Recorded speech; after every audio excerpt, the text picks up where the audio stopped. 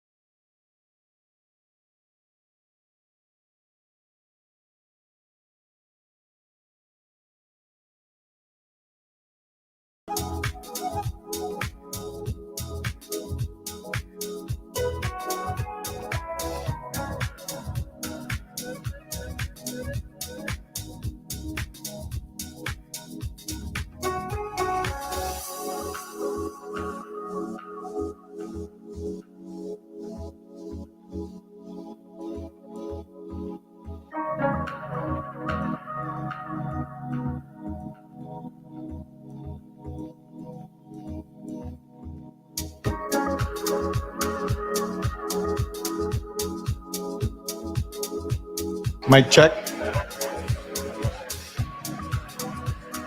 Testing 1, 2. Testing. Testing.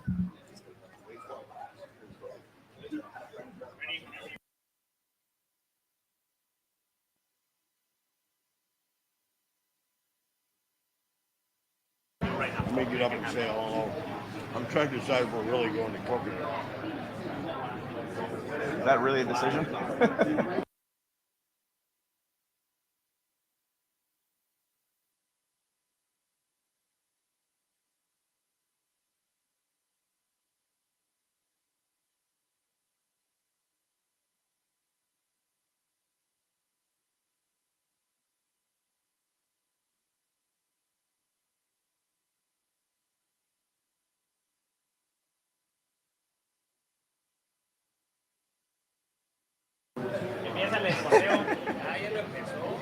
All right. Have you seen what Dwayne's thing looks like? Ask him to show it to you so we see what he says.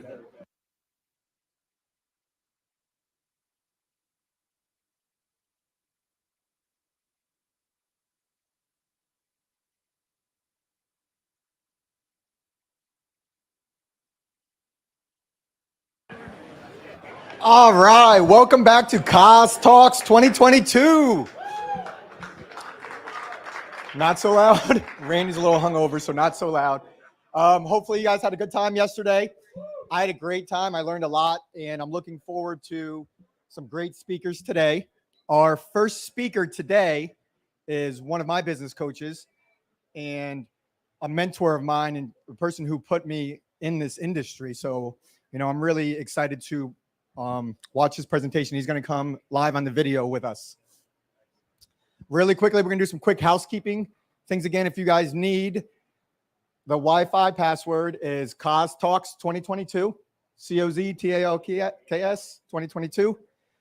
Bathrooms are over here. We have Nico's around here somewhere. Is our waiter back in the corner over here. And anybody that's traveling, you guys need to get a COVID test within 24 hours before you guys get on the plane. So I know there's testing at the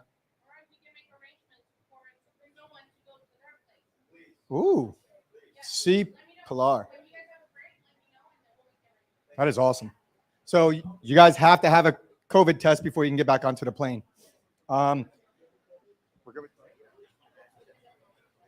Is Dwayne ready? All right. If you guys don't know Dwayne, he is the owner and coach for the martial arts success team. He's a summer camp and after school expert. I know a lot of us are in that group, but really excited to watch him go. Good. Ladies and gentlemen, Dwayne Spires.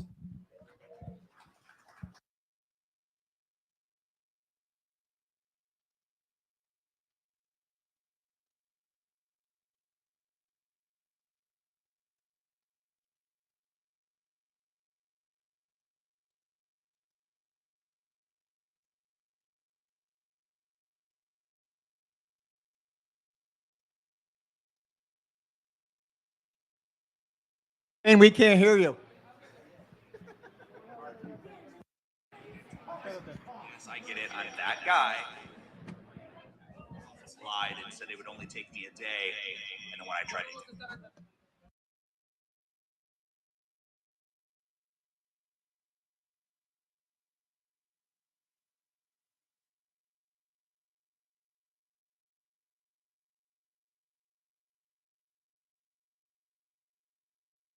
And our next speaker is Pete. Pete, you're up.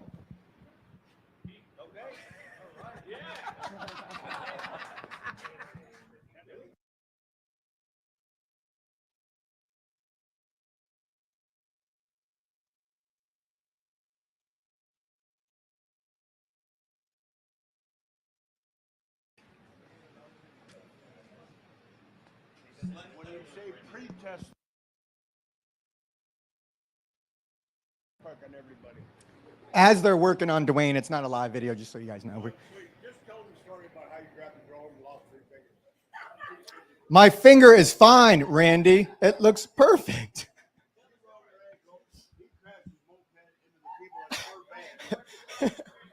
So we had some good day. We had a good day, right? It took me 42 years to learn not to catch a drone. But as they're working, what I want to do is I'll tell you my story, my why, and it does, it's from Dwayne.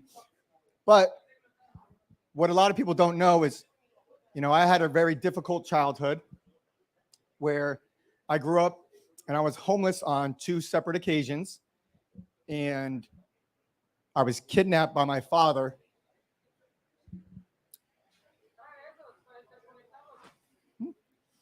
And then I met my wrestling coach, and I'm a wrestler. And my wrestling coach changed my entire life. And it wasn't about wrestling. It's about somebody believing in you. And that's what we do to kids. We help kids more than I think any of us even realize the impact that we have on kids' lives. So it's really, really important to focus on your why. And every day, live up to your own purpose and your own reasons. Are we good? Ladies and gentlemen, Dwayne Spires.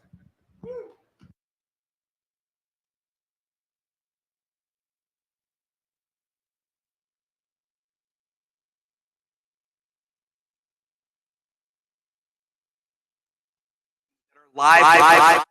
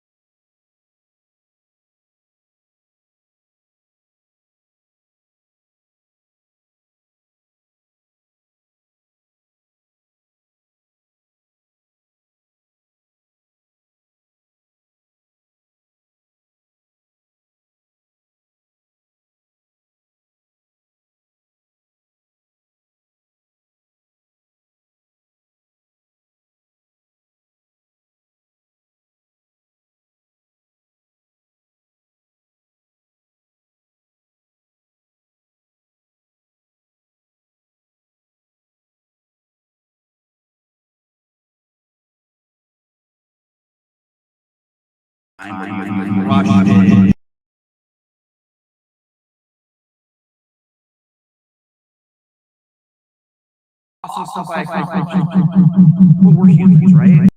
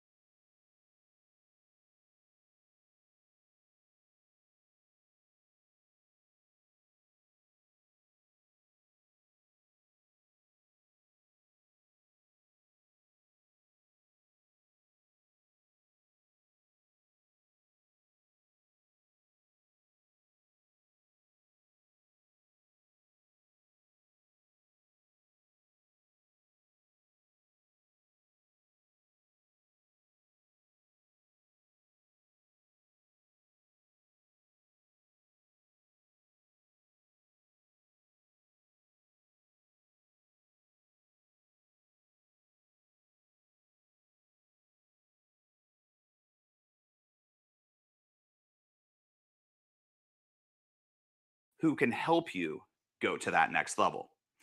Now, in the example that I'm going to give you in a martial arts school, well, if you want to add more classes to your schedule, who is the who?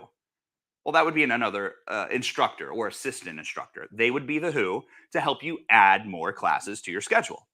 But if you want to grow your business quickly, especially with sales calls and having stellar customer support, the moment that somebody calls, that phone is being answered. The moment somebody types an email, they're getting a quick response. Who do you have to have on your team then? It's certainly not you. The who would be an admin person and a salesperson. So you guys get the drift, right? You guys understand what we're talking about. So let's take a look at this. What I want you to consider is that you have distinct opportunities to grow your business and to take your personal life to that next level with the who. So I'm going to put the word who up here. Okay, I'll give you a couple business examples. One of the things that small business owners, including martial arts school and gym owners, just like yourselves, have a huge mind block with would be something as simple as getting their books done or getting profit and loss statements. This is a very vivid example. And I'm sure as you look around the room right now, there's some of you that if left to your own devices and you had to do your own books and own P&Ls, you just wouldn't do them. And that's kind of how I was too. So then who's the who? The who would be a bookkeeper. The who would be an accountant. So these are obvious examples, right? So let's move forward a step. We talked about instructors being the who. We talked about bookkeepers and accountants being the who. We also talked about admin and salespeople. But when we go a step further and we start looking into our personal life, who can be the who to take your personal life to the next level? There's a lot of people in here, especially if you are in the Arctic climate, like Randy Reed, who formerly used to reside in Wisconsin. Jeff Deneau and Amanda, they're from the Arctic, also known as Wisconsin. Shout out to you guys. Let's give an obvious example. Snow. Who shovels the snow and clears your driveway or your sidewalks at your house and at your business?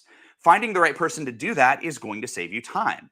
How many of you have a vehicle at home? How many of you wash your own vehicle? How many of you have a swimming pool and you do the chemicals yourself? Or maybe you mow your own yard. You have to understand your time is extremely valuable because you have an area of expertise. AOE, write that in your notes, area of expertise. And that area of expertise, if you can zoom in, Super Chris, that area of expertise has a very high hourly value. Let me ask you a question right now. If I said that I would hire you right now, you can move to Tampa, I'll pay for your trip. You can be here in the beautiful HQ with us, but I'm only going to give you $10 an hour. And that's it. That's all that we can give you. And you're going to have to work about 80 hours a week. Would that be a good deal that you would want to take part in? I hope the answer is no. I mean, I know we're kind of cool to hang out with right now, but not for $10 an hour. You guys get my point. But I want you to consider that there's a lot of things that you do in your personal life that can be delegated. There's a lot of things in your business that can be delegated so that you can focus on that area of expertise. So I want you to write down in your notes right now, what do you value your time being worth? Is it worth 15 an hour, 20 an hour, 200 an hour, 500 an hour, 1,000, 10,000? What is it for you? And I want you to write that number right here. And then here is a powerful request that I'm going to give of you guys. I want you all to think right now, where have you been guilty of doing tasks in your business and at your house that are easily delegated to people that you could hire for less than the amount that you wrote down that you would be paid if you could focus on your own area of expertise? Now, most CEOs, especially if you've been in our coaching program, you've heard us say many times that your time has to be worth $1,000 to $10,000 per hour or more. And if you're participating in any activity that's less than that, you are actually causing your business to grow more slowly, you're losing revenue, and you're disempowering your team. And this is something that I want to shift gears on with you just for a second. We had a live event 2 weekends ago, and one of the things that we were talking about is developing more trust with your team, right? We do that through training, we do that through culture building, and we also do that through empowering them to take a lot of this stuff off of your plate. In fact, we had a few team members get onto the microphone at our event, and they were sharing that they feel empowered, they feel excited, they have enthusiasm around helping the business grow. And what's interesting is that there's a lot of business owners in this world that are scared to give those people that opportunity. They think that they're being a nuisance, or they're being, too hard of a boss, which, by the way, write the word boss in your notes right now and cross it out with a big X. None of us are bosses. We are all co-leaders on the same team. If you guys have a 7-figure business or above, obviously you have a team. And I guarantee you, if you're at that level or higher, you understand exactly what I'm talking about right now. So I want you to focus on your area of expertise, and I want you to be able to delegate everything else. And at first, it's going to feel a little bit awkward. It's going to feel a little bit strange because we're not used to the habit of delegating everything. But I can promise you this. When you realize that your business and life are going to the next level, and you have more time to spend with your loved ones and on hobbies and having fun, you're going to accept that this is the new standard of operating as a high-level CEO. We call this evolved leadership. We want to lead by example, and we want to show people how to do it and empower them to help us. Now, another thing that I want you to understand is that a lot of us as entrepreneurs, we experience procrastination. Let's do a little accountability test here. Look around the room right now. Hold your hand up in the air if you've procrastinated on things in your business as well as things in your personal life. A couple of examples. Again, doing your books, profit and loss statements. I see procrastination around that all the time with the members that we work with until they find an accountant or a bookkeeper.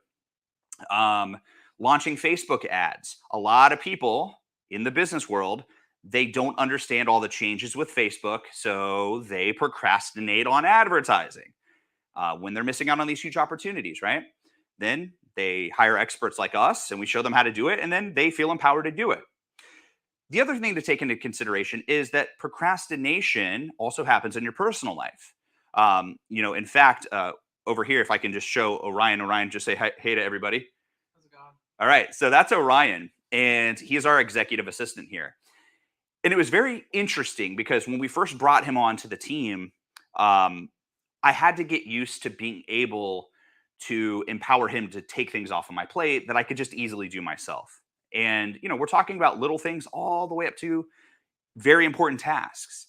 And now it's smooth. We've got a good flow going and things are getting done faster than ever. And I've also discovered the power of the mastermind with him because he has valuable insight and ideas and perspectives that I couldn't have on my own. So where we tie this all together is if you experience procrastination in any part of your life, especially your business, I want you to write this word down. Write down the word wisdom. Okay, now this is one of the points that I want to talk about that the book, Who Not How, shared with me, and it blew my mind. This is powerful, and I want to talk to you about how you guys can incorporate wisdom connected with procrastination. So I want you to consider, and you don't have to believe me, but just consider it for a second, that procrastination is actually a form of wisdom. Now, some of you right now are like, yes, it's okay to procrastinate. And I actually agree with you. I want to set the record straight right now that procrastination, I might be the first speaker to ever say this out loud, procrastination is a fantastic, awesome thing. And I hope that you procrastinate on things. Here's why. Procrastination is wisdom because we know that the task is so important that it has to get done, right? But we also know that we aren't the right person to complete it. So I'll say it again. If you're procrastinating in any part of your business, that's awesome. I want you to consider that you know it's an important task that needs to get done, but you have the wisdom to know that you aren't the right person to get it done. And I want to share a couple case studies with you. So one of our Diamond members, Doug and Connie Taylor, they've been with us for a few years now in our coaching program. They're at the highest level of coaching. Diamond is $50,000 a year. It's very hands-on. And one of the things that's really important about that Diamond level is that we sit down and we decide every single person, whoever is on their team, what their role is going to be, what they're going to commit to doing, and what they're going to commit to not doing. And I remember sitting down with Doug Taylor. He's a great guy. I want you guys to get to know him if you haven't had a chance. Connect with him on Facebook. Doug, when asked the question, what do you avoid doing? What do you find yourself procrastinating on? One of the things that he said was, I procrastinate and avoid doing courtesy calls. A courtesy call is when you reach out to your members, you thank them for the business they've given you, you chat with them about their kid, how well their kid's doing in martial arts class, and you ask them for 1% improvements, right? How can we do our job better here, right? Like, how can we make our business better? What can we do to improve by 1% to make your experience better as a member? So if you hear me talk about courtesy calls, that sounds simple and it's easy. You're not selling anything. You're just simply calling and thanking them and talking about how awesome their kid is. But for some reason, Doug did not want to do courtesy calls. He loathed it. He avoided it. He hated it. And I said, Doug, why? Why? And he goes, well, it's because I don't teach all my classes anymore. And I've got a team that teaches. And I don't have that first level connection with all of my students like I used to. And he said, because of that, it's going to take me 10 times as long to get in touch with all the instructors to figure out how their kid is doing so that I can do the courtesy call. And I said, fantastic. I go, Doug, guess what? Great news. You never have to do that thing that you hate ever again. I literally watched him take a deep breath in and his face lit up, right? He was so thrilled that he had the permission to stop doing the things that he's procrastinating on. So I said, Doug, on your team, who do you have that can be the perfect fit to do the courtesy calls? Because you know they have to get done, but you also know that you're not the right person for it. And he goes, oh, yeah, that's our master instructor, Lewis. He knows everybody. And then when we brought it to Lewis's attention, Lewis is like, yeah, I would love to do the courtesy calls. Boom, win-win. Doug didn't have to do them anymore. He let go of that emotional baggage around that procrastination. And then all of a sudden, Lewis is empowered to do the courtesy calls. And that's just one example. And then I remember talking to his son, and his son's name is Doug as well. We call him Dougie. And I said, Dougie, what do you not like doing? And it was funny. He was talking about he doesn't like doing graphics, right? Like he doesn't like designing flyers and all that stuff. And I said, well, who do you have on your team, right? The who? Who do you have on your team that can take that off your plate and be empowered to do it for you? And he's like, oh, that's easy. Coach Sean can do it. So then when we had a conversation with Coach Sean, he was extremely excited to do the graphic design so that Dougie didn't have to do it anymore. So let's flash forward to right now. They are literally enrolling dozens of kids a week, whether it's in their summer camp, their after school program, or their evening martial arts program. They do traditional martial arts as well as Brazilian jiu-jitsu. They are signing up people literally every single day. And it's amazing because once all of the procrastination stopped because it was given to people that were empowered, the business moved forward very quickly. So where do you procrastinate? While we're having this conversation, I want you to really be cognizant of the things that you avoid doing, the things that you hate. And then ask yourself, who do I have on my team already? Or who do I need to connect with that can take this off of my plate? Who can I empower to go to that next level? And all of our members that are taking this approach of finding the who and empowering them, they are having substantial exponential growth-based results in their schools literally as we speak right now. And I want you to have the same thing. So let's talk about building a team for a second. This is kind of the second part of this presentation. So now we know the value of empowering them. We know the value of being able to delegate. We also understand the power of procrastination, how it's a good thing. So let's talk about how to find the right people. How are we doing on time? 20 minutes. Awesome. Okay, so we still have a little bit of time left.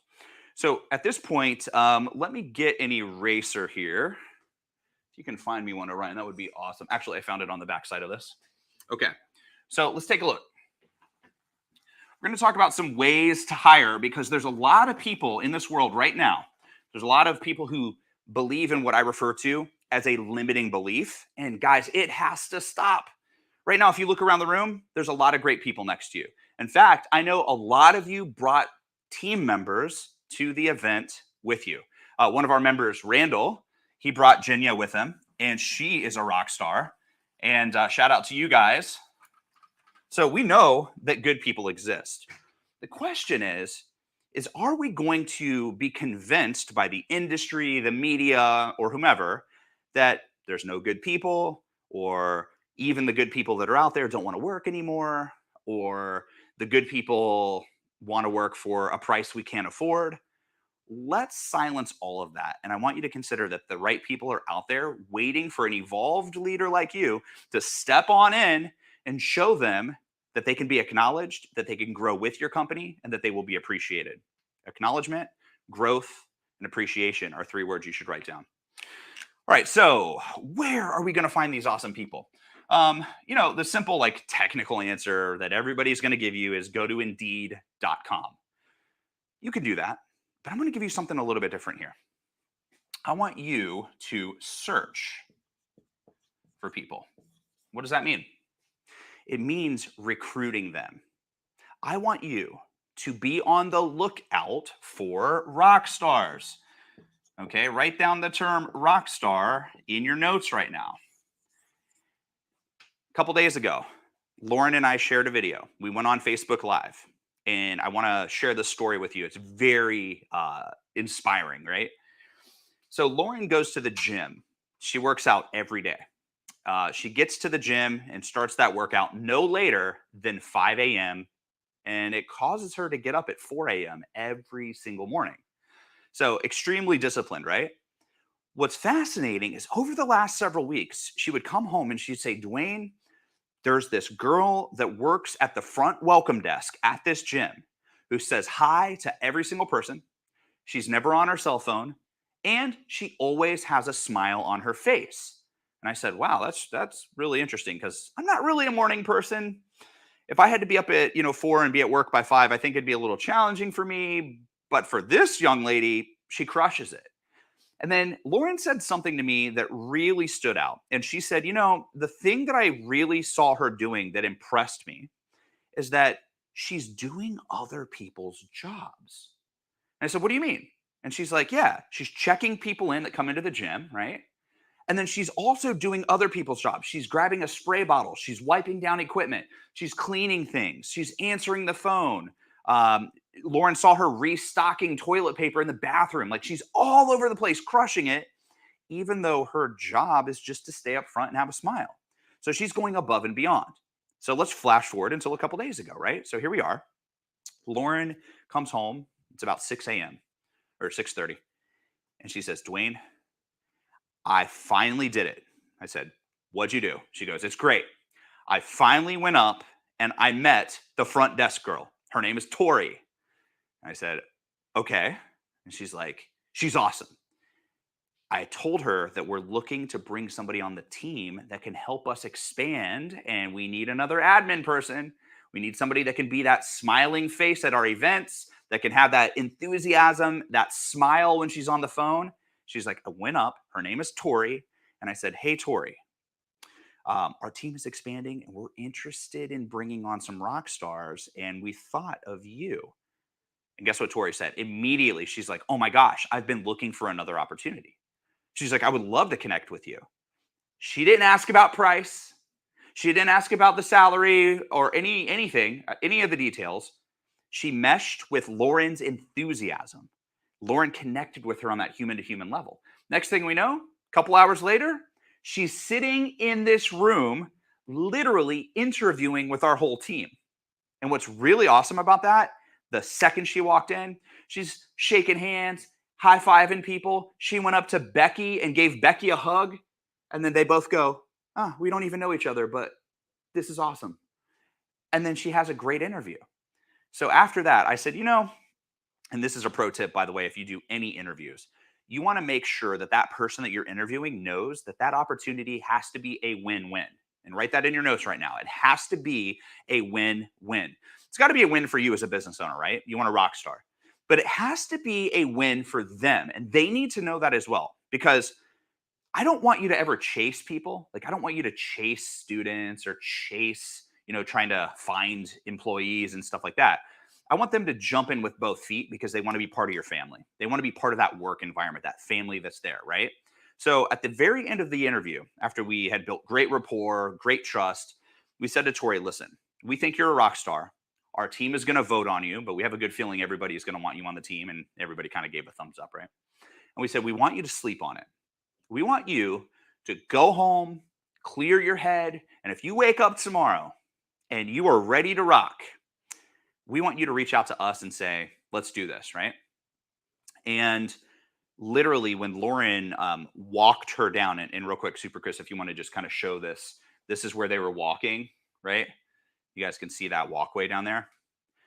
By the time that they exited the building, Tori turns to Lauren and she's like, is it okay if I just tell you right now that I absolutely want to be on your team? And Lauren goes, yeah, that's fine. So fast forward, that same day, Tori turns her 2 weeks notice in at her current position. And another pro tip that I want to share with you as you're expanding your team is they have to leave their other place of employment with integrity, right? They have to, if you have somebody that wants to join your team and they're willing to just give a no-day notice and, screw the other place, I'm out of here, they're going to do that to you. So encourage them and inspire them to leave with integrity because that's the right thing to do. So in about 2 weeks, Tori's going to be sitting here in what we call the war room, and we're going to be crushing it together with her. And this recruitment strategy, this way that you can search for people, it's going to help you find those rock stars. And one of the good ideas that we're bringing to our group, and I encourage you guys to adopt this as well, because I know that your work changes lives just like what we do, is we want you to start considering that when you're out in the community and you're having conversations with, somebody that might work at the local grocery store, or maybe you meet somebody at a restaurant that's a server and they've got this great animated personality, I want you to discover them, right? So write that in your notes, discover. And what we're going to do is we're going to create a, let me get a marker that actually works here. We're going to create this template. Our graphics team is doing that as we speak. And this template here is going to be a business card sized invitation, if you will. If you guys are, in your 40s or above like me, if you remember like Star Search or any of those other places where it was like, you're discovered, or maybe you heard about the kid that was walking in the mall and got discovered and now he's in Hollywood or something. We're going to have this thing that's like, you've been discovered. And I want you guys to be able to hand out these cards, have a conversation with this person, maybe put a little QR code right there, put your website down there, and treat it in a humorous but personable way. Like, hey, you've been discovered. I'm going to tell you why. Our company's expanding. We serve kids. Pull out your phone, show a couple pictures of what you guys do, maybe a couple videos, and really get them into that mindset that they are chosen because of their personality and their energy, and that you want to interview them and you can invite them to reach out to you when they're ready. That's the key. This is, again, is that concept of jumping in with both feet. And this is what I want you guys to do. I want you to discover the rock star talent. And if you do that, before you know it, you've got a team that's going to blow your mind. They're going to be absolutely awesome. They're going to be incredible. And then you're going to look back and go, we can do it. And you're going to hear the audience. They're going to look around. You guys might be having conversations after this session, or maybe at Coconuts, like I said, across the island. And you're going to go, what are the best ways that that we can get the team, right? What are the best ways that we can do that? And if you focus only on Indeed or you only focus on Facebook, it's not enough. It's great, but it's not enough. I want you to combine this too. I don't want you to combine it with the mindset that I talked to you about just a few minutes ago about asking who, not how. And definitely, my friends, get that book or order it on Audible and start listening to it while you are on the trip right now. If you're about to fly out of Cozumel or fly out of Cancun later this week, listen to it on the way home. It is an enjoyable, awesome read, and I promise you, and send me a message. Let me know how you have been positively impacted by that book, just like how we have. And that's it, guys. Thanks for having me. CozTalks 2022. And I look forward to connecting with you guys soon. And I wish I could be there with you this time. And I'll definitely see you next time. Take care.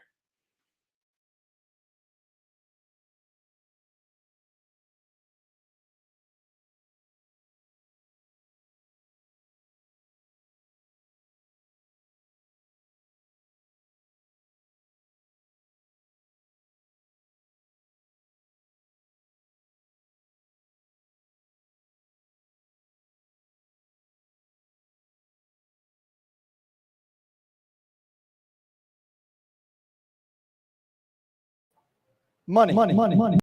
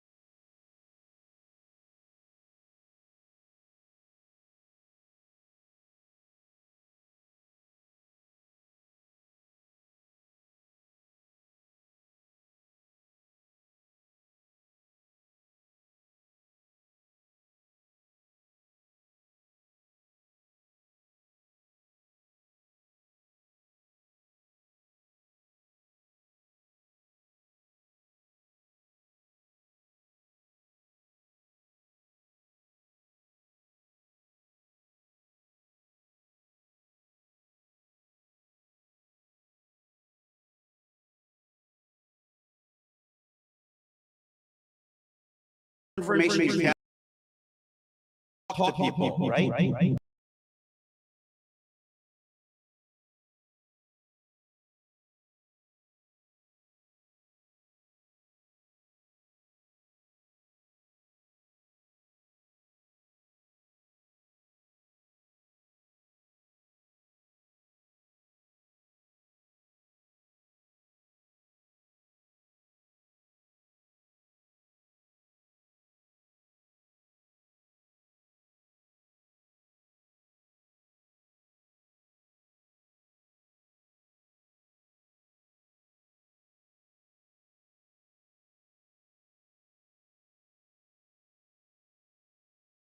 I was born in Greece. I moved into New Jersey. I was about 4 years old when I moved to New Jersey. Extremely poor family. We couldn't even afford our own apartment. We couldn't even rent our own apartment. We had to live with family, and we were going from house to house. But fast forward a little bit, March. Can we go to the next slide, guys? I'm sorry. All right, so March 2011, I opened my first martial arts school in Dayton, New Jersey. If you've never been to New Jersey, you're not missing much except for the best martial arts school in the country. A couple fun facts about our school. In the first 6 weeks, we enrolled 150 students in 6 weeks. And as I'm getting ready to open the school, I had a conversation with an industry guru, and I'm not going to say their name. And I said, my goal is to sign up 150 students in the first 6 weeks. And they said, it's not possible. Your goal's too big. Dream bigger. Dream smaller. Your goal is to sign up 30 students. I was like, well, I needed to pay the rent. I needed to pay myself. And I put a lot of money into the school, and I couldn't do that. I needed a minimum of 100 students. We did 150. In our first 12 months of operation, we rolled over 325 active members in our location. Our high right before COVID, I don't like using that word, so I'm only going to use it once, was 625 active students. 625 active students. We're working our way there. We're almost there. All right. Our gross in 2019 was $1.3 million, one location. I'm not going to tell you what my net is, but my net is very high. And we're going to be talking about that because in order for you to generate passive income, you need to be able to take money home. It does not matter how much money you make. It matters how much money you keep and how much of that money you can deploy to make you more money. Okay, guys? In 2021, our 2 locations grossed $1.2 million, while in Jersey, if you don't know what I'm talking about in Jersey, just Google what happened in Jersey with our governor. He is so pro-business. He shut us down and wanted us to fail. Our projected income for this year, for 2022, for martial arts tuition only, is $1.15 million if we have zero growth starting now. Zero growth going forward, we're going to do $1.15 million. With our summer camp, we expect to do $150K in our summer camp. And we don't have a big summer camp. We don't go crazy with summer camp. We can make it bigger, but we're happy with where it is. So total projected growth is 1.3 million. And this is important. There's a reason I'm sharing you these numbers, because if I don't share the numbers and then tell you how I can deploy this money into my savings and my investment accounts to be able to generate more wealth for myself, it doesn't mean anything. Okay, guys? Let's go to the next slide, please. I'm going to give you a quick little history of my investment background. And I got to give a lot of credit to my old instructor. I'm not going to mention his name. He's just not a good person. I started trading at 13 years old, and this is what was forced upon me. I was forced to trade. And what happened was my instructor at the time said, I was working full-time at the school, 13-year-old working about 50 hours a week. I had to help support my family. My instructor said, I'm not going to pay you to work here full-time, but I am going to give you $50 a month. Good deal, right? 50 hours a week, $50 a month, right? Who would love to hire a rock star? Because that was pretty awesome, even at 13.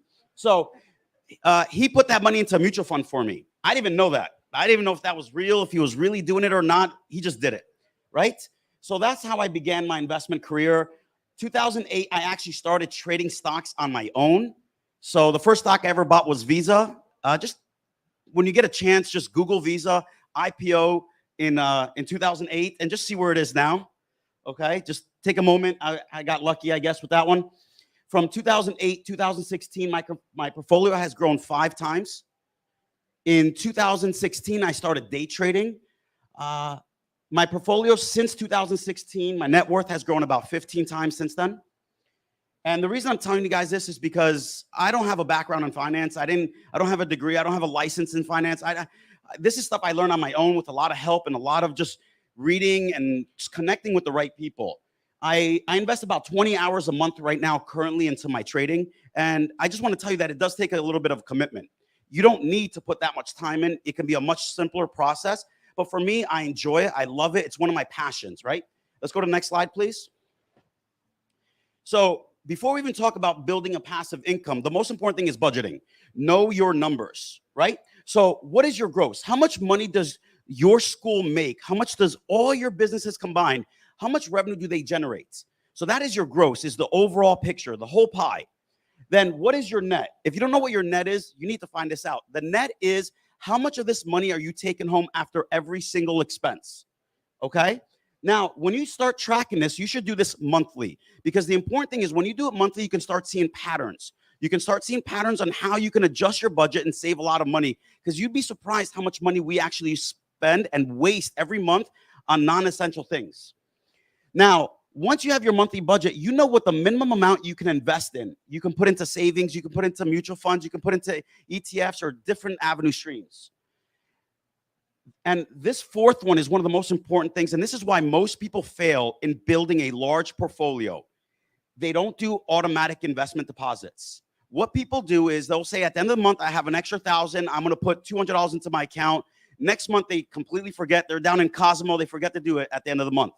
So when you have it automatic, you don't even think about it. Every month it goes into your accounts. Every month that money's invested, and it's clockwork. It's on its own. All right, let's go to the next slide, please. So today we're going to talk about passive income. That's going to be the main part of my talk. So we're going to talk about 4 main avenues of passive income, and there's a lot more. We're just going to discuss these 4: stocks, ETFs, and ETF is, we're going to tell you a little bit more later, but it's very similar to a stock.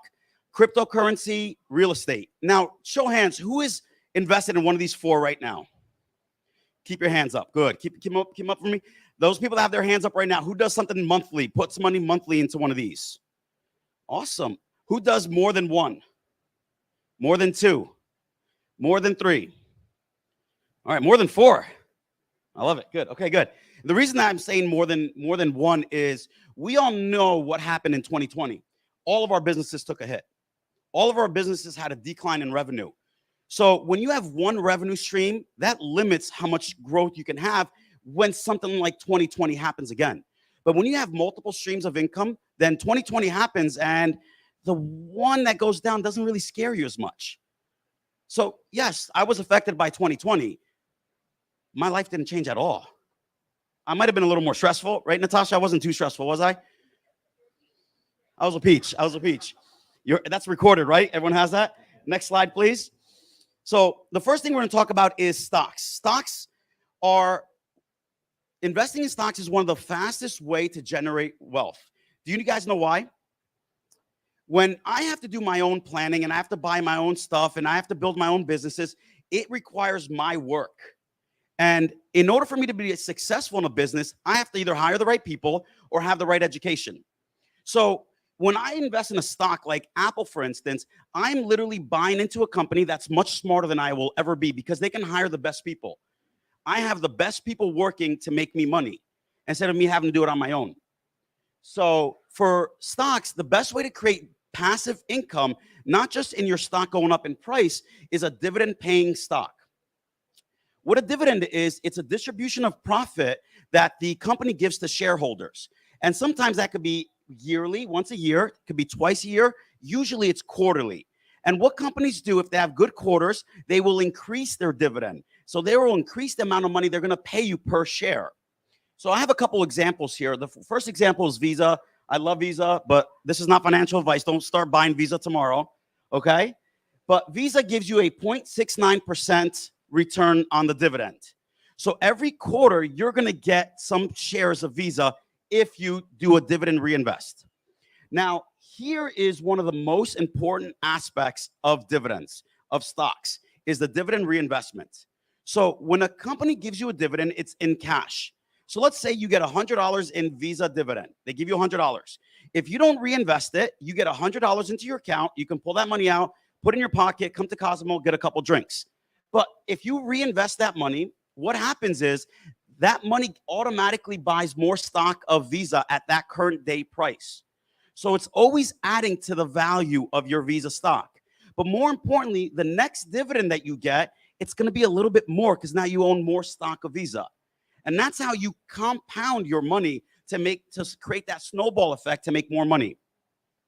So I implore you, if you do have dividend stocks, make sure you have it on dividend reinvestment. Over a course of a few years, that's going to make a huge difference in your account. All right. Other examples of stocks that we have is Apple at 0.54%, Microsoft at 0.84%, Bank of America at 1.88%. Now, there's a lot of companies that give dividends. And there's some companies that you look at their dividend, it will be 8%, 10%. Sometimes an individual stock that has a really high dividend, that's a concern because they're trying to attract investors. So it's important to understand to invest in the right company. So it's not just Russian roulette where you're just guessing on which company to invest in. You want to invest in a company that's going to maximize, but also keep your money safe. Okay, guys, let's go to the next slide if you don't mind. All right, the next one is ETFs, and I'm doing these two really quickly because they're very similar. An ETF is an exchange-traded fund, and ETFs are pretty much like mutual funds because they own a lot of different stocks. So there's a lot of different stocks in an ETF, and there's dozens ETFs. The great thing of an ETF, right, is the fact that it's not just one stock. So if, let's say Apple has a bad day and Apple's down, but your ETF owns 40 other stocks, the other 40 can compensate for the bad day Apple's having. So overall, your account's not going to be down as much. All right. Does that make sense to everyone? Show of hands. Awesome. I love it. All right. Now, a couple examples of ETFs. And again, this isn't financial advice. Don't just go out and buy it. Do your own research. All right. Number one is the Vanguard Total Stock Fund, the Vanguard Total International Stock Index Fund, and the SPY Fund. Now, these are the dividends that they pay out: 1.25%, 2.44%, and 1.3% respectively. Now, I like Vanguard funds because of their super low fees. The more fees you pay in your account, whether it's to your advisor, whether it's to your fund that you own, whatever it might be, the less money you're going to have at retirement. All right. Next one is that last one was duplicate with the stock. You're always Always, always dividend reinvesting. You always want your dividends constantly being reinvested, buying more shares for you. And I want to share something with you. This morning we woke up, and I want to show you the power of something. So I brought my phone up here. I own Apple stocks. So everyone should have an Apple phone. Please buy them. Can I get someone to come up here for a second? Just walk up here, someone. Wow, so many volunteers, guys. Don't all jump at once, please. You're overwhelming me. Can you read this one right there loud and clear for us? NEE, ex-dividend date is 28 February in the amount of 43 cents. I literally got dividend paid today. So thank you, Dan. Thank you, Dan. The next thing I got is a fun little email. It's funny how this stuff works out today. Can I get someone else? One more person? All right. Just this email right here. Yes, sir, please. And the time it came in. Your social security statement is streamlined and easier to read than ever before. My social security statement for last year. You know how every year they tell you how much you're going to get at retirement when you're 62 or 67 or 144 when you retire, whenever it is? I got that at 228 this morning. And the reason it's funny how it worked out today. So many people bank on that social security that I'm working towards a social security check that I'm going to get at the end of my career, at the end of my retirement, that I'm going to depend on to live my life. And we see that number. I'm going to get $3,000 at retirement. I'm going to get $3,500. I'm going to get $2,500, whatever it might be. But one thing we don't put into effect is inflation. Every single year with inflation, the dollar is worth less and less. So right now, if you have $1,000 in the bank, it's worth 7% less because our current inflation rate is 7.5%. So every dollar in the bank, under your pillow, under your mattress is worth 7% less. You're literally losing money keeping cash. So when people look at their Social Security benefits and they say, I'm going to get $3,000, it's not really $3,000. And who knows what inflation is going to be like in 10, 20, 30 years or whenever you're planning to retire. So having that as your reserve, having that as your backup plan, that's dangerous. That scares me. That's what scares me, not 2020. That's what terrifies me, thinking that that's going to be my fall too. I don't want that. Okay, guys? So I implore you, if you're not investing, if you're not building some type of retirement fund, start as soon as possible. Next slide, please. All right, this one's the hot topic. Crypto. Who has invested in crypto? Awesome. Wow, I'm surprised. Johnny, how you doing there, sir? I love your smile. Good job. All right, so real quick, crypto trading. This one is extremely volatile and you have to be extremely careful, but there are a lot of options to make a lot of money, especially passively. So today we're going to talk about something called staking. Does anyone know what staking is with crypto? Okay, so staking is pretty much almost like putting money in the bank. And what the bank is going to do is going to pay you an interest rate on your money. So right now in the US bank, if you were to put money in the US bank, it's going to pay you 0.1% return on that money. So for every dollar that you invest, it will pay you 0.1%. That is what? 1 cent. Is my math right? Is it 1 cent? That's a year, not a day, not a week, not a month. That's a year for every dollar that you have. 0.1%. Now, there's something called a stable coin. Now, when you hear a cryptocurrency, you're thinking about Bitcoin, Ethereum. You're thinking about Dogecoin and what is it, Shiba? Give me another one. Any other of the crap coins that we talk about? Don't buy those, right? But I want to talk about something called a stable coin. A stable coin like USDC, check it when you get a chance, that is based off the dollar. That price does not fluctuate. It is always a dollar. It doesn't go up. It doesn't go down. So the good thing about that, it's very secure and you can't lose value on it. But if you were to stake it in certain companies like crypto.com, and I'm not endorsing them, they don't pay me, you can get up to 12% return a year on your money. 12% a year on your money when the actual bank in America is going to pay you 0.1%. Huge. So literally, it's a super safe investment. You can transfer some money into USDC. You can get up to 12% return. Something that's so easy to do, and you can get returns that no bank will ever be able to give you. Okay, guys? Any questions on crypto? Awesome. Am I losing anyone? Have I lost anyone yet? Nope, not yet? Okay, good. All right, next one. All right, who's invested in real estate? Awesome. So I bought my first property in 2006, my first 3-family house, 2006. And I thought it was going to be the best thing in the world. I bought the house and it was literally a money pit. I was pouring money all the time into this property because I didn't know how to maintain it. I didn't know how to manage it, and I didn't know how to run it. There were months and months of me having zero income from this house because I didn't put tenants in because I was just too overwhelmed. So if you are going to purchase your own real estate, number one thing I would say is a property manager.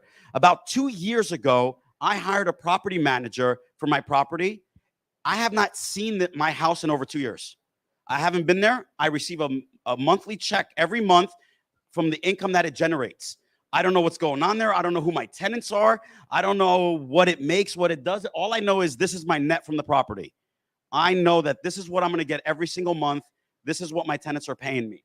So the great thing with real estate is it's a very steady monthly income, especially if you can get into separate government programs that the government will literally pay for someone's rent, which is great because it's guaranteed. There's no risk of them not paying you, okay? The biggest challenge with real estate is there's potential for large upfront costs. If you're going to buy your own house, especially if it's an investment house, you're going to have to put down as much as 25% down to buy that property. So that can be very challenging and daunting, especially if it's a $500,000 property, as many of the 2, 3, 4 multi-units are. Okay, guys? So that's one of the challenges with that, but there is a solution. There's an easy way for us to be able to invest in real estate without having to put money down or a lot of money down. And that's called a REIT, a real estate investment trust. And that's a company like a stock that owns a lot of different properties and they rent them out, they manage them. And what they do is they pay monthly, quarterly, or yearly dividends.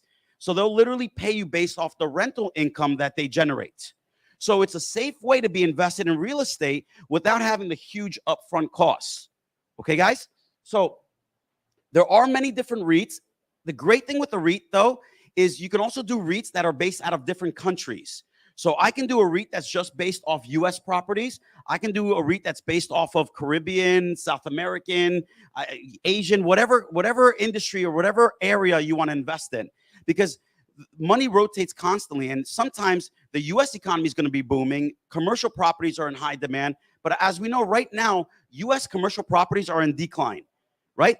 More and more companies are going virtual or going remote. So what's happening to all the commercial plots, all the commercial land? It's going down, right? Companies like Citi and Bank of America, they're literally downsizing their locations. So a REIT is great, but you also want to make sure you're in the right area. Now, what area is booming right now with commercial land? Does anyone know? South America. South America has grown. Why? Because they've lowered taxes and given companies huge tax incentives to be down there. So the reason I'm sharing this is not to overwhelm you with information, but to know that I don't want to just invest in any single REIT, mutual fund, ETF that I find. I have to do my research and say, is this the best option for me? Is this the one that's going to help me benefit the most? And it's not where I buy it and I forget it, and 40 years later, I'm a multimillionaire. You have to check on this. It's almost like your school, right? If you are completely detached from your school, what's going to happen? It's either going to thrive, it's going to stay the same, or it's going to decline. Chances are it's going to decline. So even companies like Apple that have hundreds of locations throughout the United States, thousands probably, they constantly get KPIs from all their locations. They constantly get profit loss statements. That way, yes, the CEO doesn't go to that location, but they know exactly how each location is doing on a daily, weekly, monthly basis. So the same thing with our stocks, our real estate, our REITs. We want to constantly check it to make sure it's performing well. It's meeting the average of the industry. That way, if we have to, we can sell it and buy something different. Okay, guys? Let's go to the next slide, please, gentlemen. All right, so I want to share with you a single stream income. There's just one circle. So if your only income is one business or one employment, you have one. What happens when one falls, when one goes down, when one changes? Your life has to change. Your life dramatically changes when your income goes from 10 to 5, from 5 to 2. And that's something that people don't understand. We as martial artists feel like we can kick forever. We feel our businesses are worth $1 million each, $10 million. And when we retire, we're going to be able to sell this business for $10 million. That's not the case, because you are your business. You are the person that made your business successful. Even if you're not completely in the business and you're a part-time school owner and your school is running itself, your management skills are keeping that business at that level. So when you take yourself out of it, it will take a hit. So my point is, a single stream of income, that should be a scary picture to you right now. That to me is horrifying. I've had nightmares about that, right? Let's go to the next slide, please. So this is my current income breakdown. These are my actual percentages. This is me right now, live, okay? So my current income breakdown, multi-stream breakdown, is 40% of my income is from my martial arts business. 40%, okay? 25% is from stocks. 10% are from ETFs. So overall, in the stock market, I have about 35% of my income coming from the stock market. Okay, my real estate is about 20% of my income comes from real estate. And the last one, because this is a fairly new one for me, is crypto. About 5% of my income comes from cryptocurrencies. And most of that is not trading cryptocurrencies. It's what I said before, from staking it and getting that 12% on USDC. Okay, guys? So this is my actual business income: stock, ETFs, real estate, and crypto. So let's imagine now, let's take the 20% out. So let's take out real estate. What happens to my lifestyle? Very little. But now, can we go back to the previous slide? Is that possible? What happens when I lose one here? What happens if one goes half? What happens when it goes to zero? A lot of schools closed during the events of 2020. MJ, we're talking about it yesterday. You said what, 50%? 50% of martial arts schools closed in the United States. 50% of people lost that entire circle. Out of the other 50% that stayed open, I guarantee you some of them were down 10, 20, 30, 40, 50, 60%. Scary. Let's go back to the next one, gentlemen. Thank you, sir. So now, even if I lose the entire 20%, I'm still at 80% of my income. Now, what are the chances of losing one completely? Very little, because of the fact I have multiple streams of income. If one is lagging and needs help, the other ones can support it. If my business doesn't do well, I don't have to risk closing it because the other areas of my income can support it temporarily. Not to say I'm always going to be pouring money into it to save a sinking ship, but temporarily I can protect my asset because of the other multiple streams. Next slide, gentlemen. This book changed my life. Show of hands, who's read Rich Dad, Poor Dad? Awesome. If you haven't, please read it. It will change your life. It talks about the rat race. Now, you can read these on your own, but I want to focus on the second one real quick. It's not how much money you make that matters. It's how much money you keep. And this is a prime example. When you look at billionaires that go broke, how is that possible? Because they don't know how to manage. They don't know how to invest, or they don't plan for the change, for the event of 2020 or any other global craziness that happens. But now that second statement is also wrong. It doesn't matter how much money you keep, because we just talked about inflation. We talked about that the money that you keep loses value every single day. So it doesn't matter how much money you keep. It matters how much of the money you keep, you can get it to work for you to make money. You can get it to increase your net worth. Financial education is the greatest asset. We focus so much on learning about our business, and we go to seminar after seminar and events like this that are amazing and life-changing, and you should keep doing that.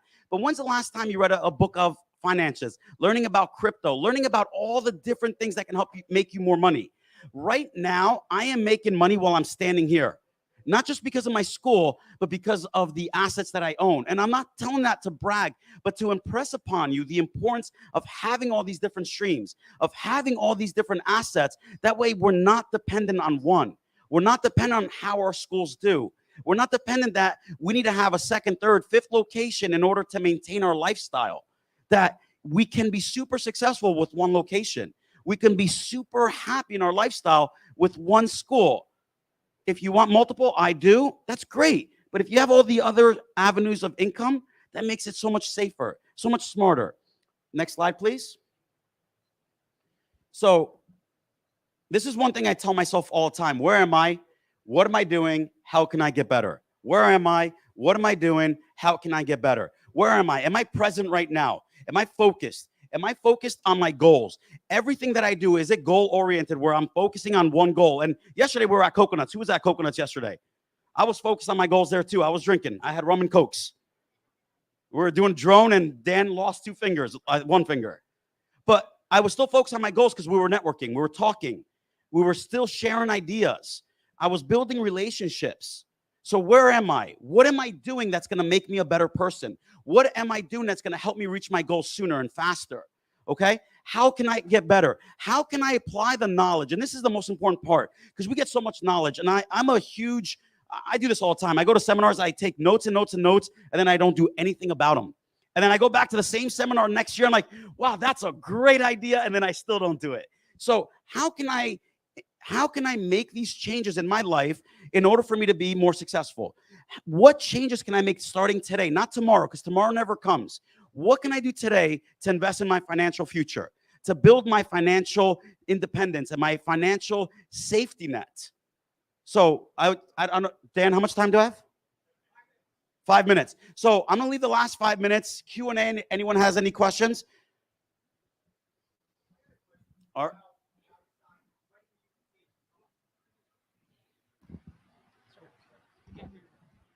I got a question about just when you're investing in the stocks, like when do you don't make any money until you take profit, right? So at what percentage would you recommend taking profit? So that's an easy, tough question to answer.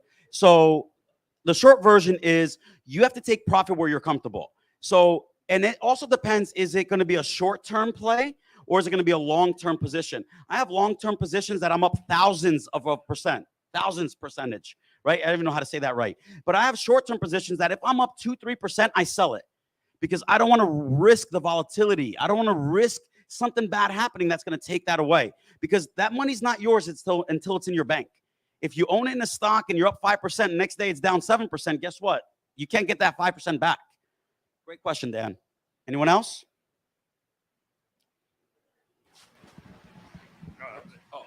Right behind you. Pete, can you talk a little bit about the benefit of EFTs and understanding the 10-year doubling rule? So being there for a long period, just like you mentioned, the volatile stocks, everybody wants to make that big hit, but understanding, looking where you are in life and taking that 10-year doubling rule on the EFTs in a more stable market for people who are not sure about investing. All right, so great question. So everyone knows Wall Street bets, right? Diamond hands, right? Everyone wants to make money quick. Everyone wants to be a millionaire tomorrow. Everyone wants their account to go to 7-8 figures for doing literally nothing and buying some garbage stuff, right? There's a wise saying, you get what you pay for, right? With a exchange traded fund, an ETF, your goal is, like you said, every 10 years is a double, right?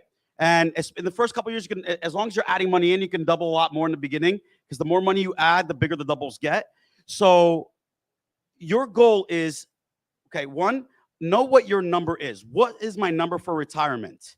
So if you think about for retirement, you need $1 million, let's say. Let's just keep that number out there. You should triple that number because don't forget inflation, right? So if $1 million now can help you retire in 20 years, $1 million is not what it was 10, 20, 30 years ago, right, guys? So one, know your number. Two, plan on your annual growth to be about 8%. So predict an annual growth of 8%. So if you have $100,000, it grows by 8%. At the end of the year, you're going to have $108,000. If you don't add money to it, the next year you're going to have 8% of 108,000. As long as the market continues on that upward 8% trend. Now, when I say average of 8%, there's years the market's going to be up 30%.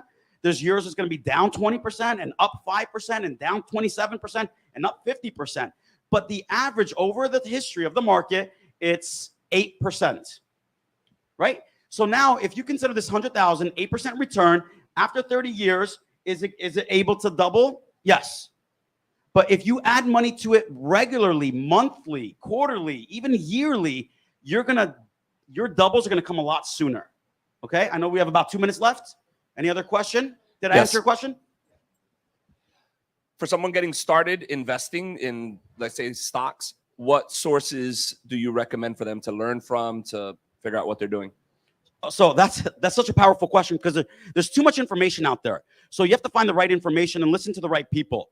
And, so I used to have a financial advisor. And when I finally opened my eyes, my first question to him was, how much return did you have last year? And he's like, well, no, this is what no. My question is, what were your returns last year? Your personal returns for your account? Because a lot of times there's so much information and so many gurus and people that talk about this stuff that can't prove the results, right? So number one, find the right person to talk to. Number two, use the right platform to get information. Yahoo Finance is one of the best ones. Great news articles. Another one is TradingView and Benzinga, right? Where you can get a lot of information on very smart people. Kathy Woods releases a daily report, right? Reading that. But again, just because these people give information doesn't mean it's always accurate. No one can predict the market. No one can know where the market will be tomorrow or a month from now.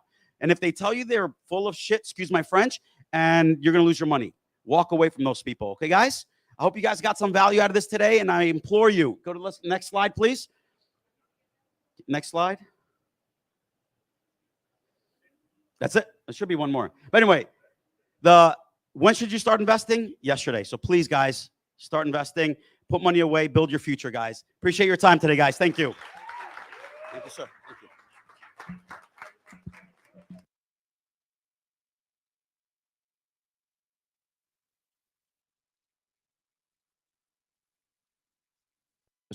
Test one. Okay, three things. First, I'm not a big investor, but I was able to quadruple my money last year. I got in a plane, I moved here.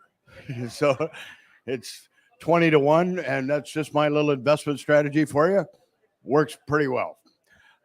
Second, I think we're in the van. I don't know who I was talking to, and or actually I was talking to Master Clark yesterday, and he said, how are you doing on this? Are you making money or losing money? And I don't know. And I don't care. We might have made a little. We might have lost a little. I never checked. We haven't checked the bank balances. I don't know what we did on this thing. I never have done it that way. And a few years back, I got a call from the president of one of the equipment companies, one of the big ones. It wasn't Mike Dillard from Century. It was one of the second guy. And he calls me up and he said, so I hear you do this event in Mexico. Yep.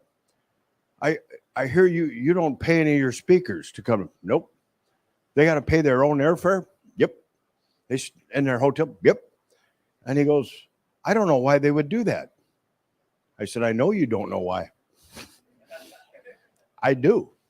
These guys come down here. They're here as I break at my age. I realize there's two types of people, givers and takers.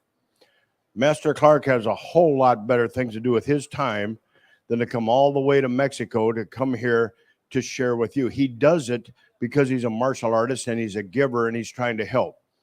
We had a lot of cancellations, nothing we could, between COVID and there was a storm and everything. I'm losing speakers and I'm going, darn it. And then I get a next one from Alan. I'm bringing this guy, Peter, with me. Somebody goes, I've seen Peter speak. He's great. Peter, you're in. Come up. I have a list, no kidding, of some of the most big name gurus that all of you know. We just got one, tried to sneak in a minute ago into our thing, that want to come down here and speak. I won't let them because they're not givers. They would come down here to take. I've had people come down here to speak that are no longer here because they're takers and not givers. So the speakers that come here, you need to go up and shake their hand and thank them because they're doing it 100% on their dime and they're here to help you. That's all I got to say. We're going to take a 5-minute break and then we'll keep rolling. I didn't know what to do for the rest of the afternoon, so somebody suggested Dan lost some fingers. They crashed into a taxi with those guys in it. She fell off a rock, and we're just going to do it again today. So at 2:30, we'll be right back in front of the hotel, you knuckleheads. Oh, here's a little thing for Dan. This is how to catch a drone. So Dan, you study this during the break, and we'll get back up here in about 10 minutes, folks. All right, thank you.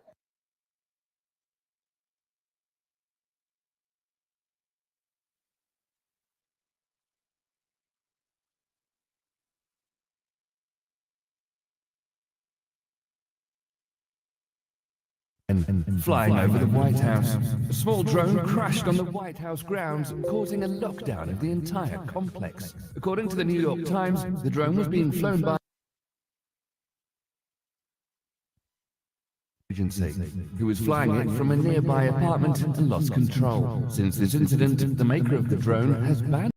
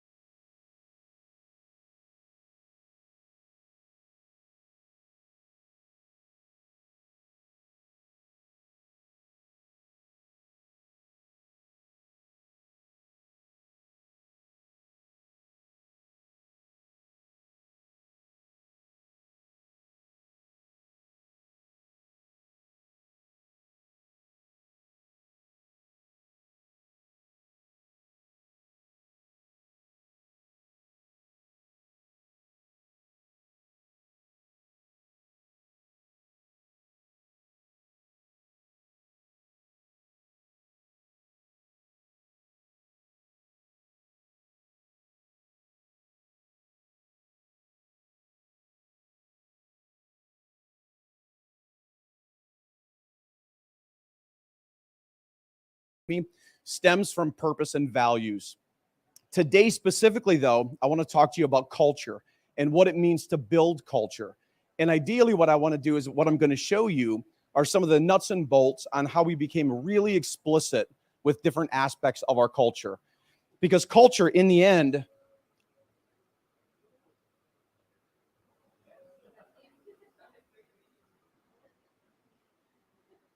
was working just a second ago. There we go. So culture equals brand. Our culture is our brand. So why is that important? Because culture is what drives sales. Sales is what drives growth. So unfortunately, for most business owners, at least at most small business owners, their culture is just a representation of their own personal passion and their own personal habits, good habits and bad habits. The question for us is, can we make our culture on purpose? Can we make it choiceful as opposed to by accident? And unfortunately, most cultures do happen by accident. So an example would be, if as a business owner, if I have poor time management, likely my classes are going to start and end. They're not going to start and end on time. My poor time management will show up in how my classes start and end on time. That now, in my client's eyes, become the brand experience. My culture and my brand promise are different than my brand experience. And likely that time management miss is also going to show up in how I present my P&L, how I put my P&L together, how I start and stop my meetings on time. So that little bad habit that I have as an owner ends up going out throughout my whole company. And that in itself becomes a piece of my brand. So the question is that effective? Do I actually want that to be part of my brand? Maybe I do. In a smaller club, that, a little bit of wiggle room with start and stop times, that might fit my culture. It might fit my brand perfectly. The question for us is it the brand that we want? And we have a chance to make a choiceful choice about what we want our brand to, how we want our brand to be represented. So culture is brand. Brand drives sales. We all want more sales, right? We all want more students. We all want to make more money. But most people go about it the wrong way. Most people go about it by saying, how do I generate more students? How do I increase my conversion rate? What they don't realize is that it all comes back to culture. And here's another example. Do you think, so how many of you guys bow in and out of your academies?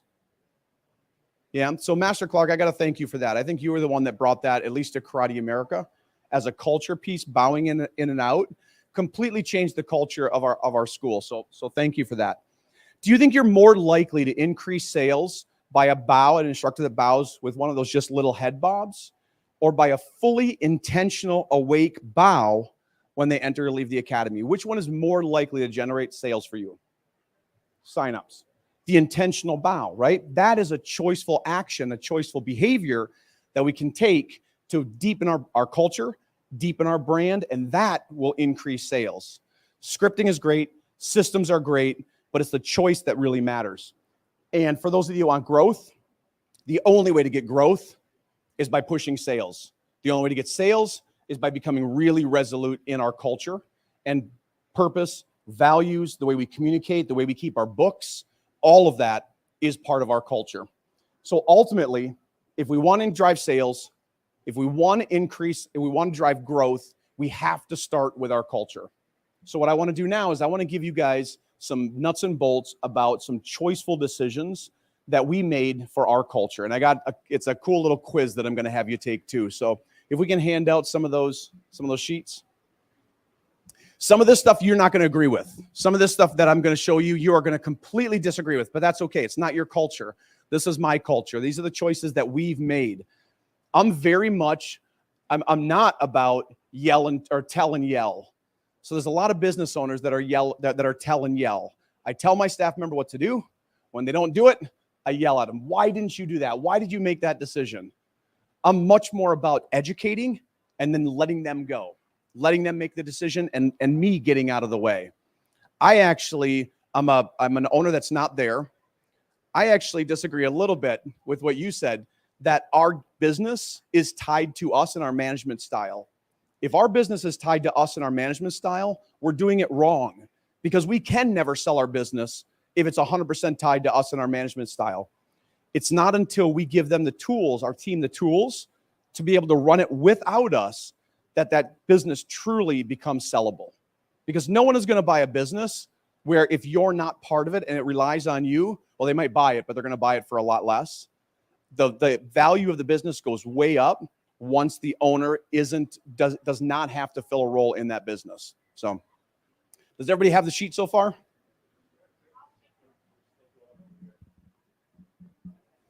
So these are choiceful pieces of the culture that we've made. And I started making these choiceful pieces after I started working with Rudy Mick about 10 years ago.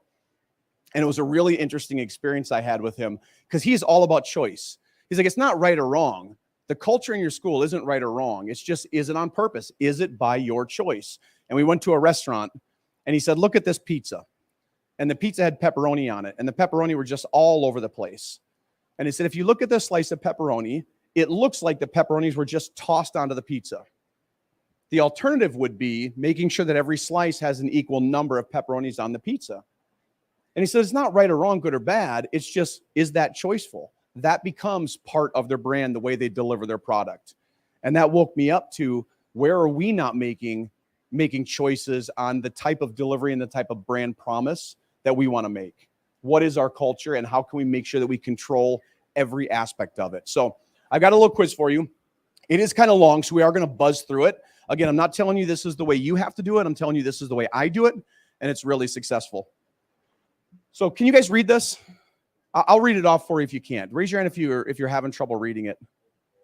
Can you guys kind of, okay, so I'll just read it off for you. So you're going to give yourself points. On the top of that sheet, you're going to see boxes. The first box, the first box is going to be driving profit and loss. Do you see that on the top left side of your sheet?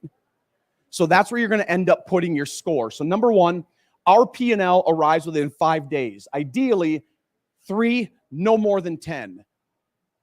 If your P&L arrives at your school in between 3 days and 10 days, ideally it's 3 days or less, give yourself 1 point in this box, in this area. And you're going to add all the driving profit up, by the way. That's what will go into that first box. So you get 1 point if your P&L arrives within that first 5 days. You give yourself a second point if you can see each revenue stream's cost and profit. So if you run summer camp and you cannot run a P&L and you cannot see exactly what you're making and exactly what you're spending for summer camp alone, then your P&L isn't clean enough. You need to be able to have every revenue stream split out by profit and by cost. Give yourself a second point. We build budgets annually and monthly. So for us, we build them annually, quarterly, monthly, weekly, daily. The team members will track their budgets daily. Here's the important part for profit and loss, though. We see numbers, we manage percentages, and we can manage those and compare those against our budgets. So if you can see dollars and manage percentages against your budget, and then when you're off budget, you can make a plan, then you know your P&L is starting to become clean. If you can do that one, so most people manage dollars. You can't manage dollars. You have to manage by percentages. Track the dollars, but manage the percentages. Give yourself 2 points if you do that. Add that all up, put that in your first box. Let's go right to the second box. Open book. Some of you aren't going to agree with this, but this has been really, really powerful for us. I educate my staff on how to read a P&L. I educate them on how to read our P&L, and then we are open book with them. They can make better financial, fiscal decisions without me being there if they know where the money is going, and I don't have anything to hide from them.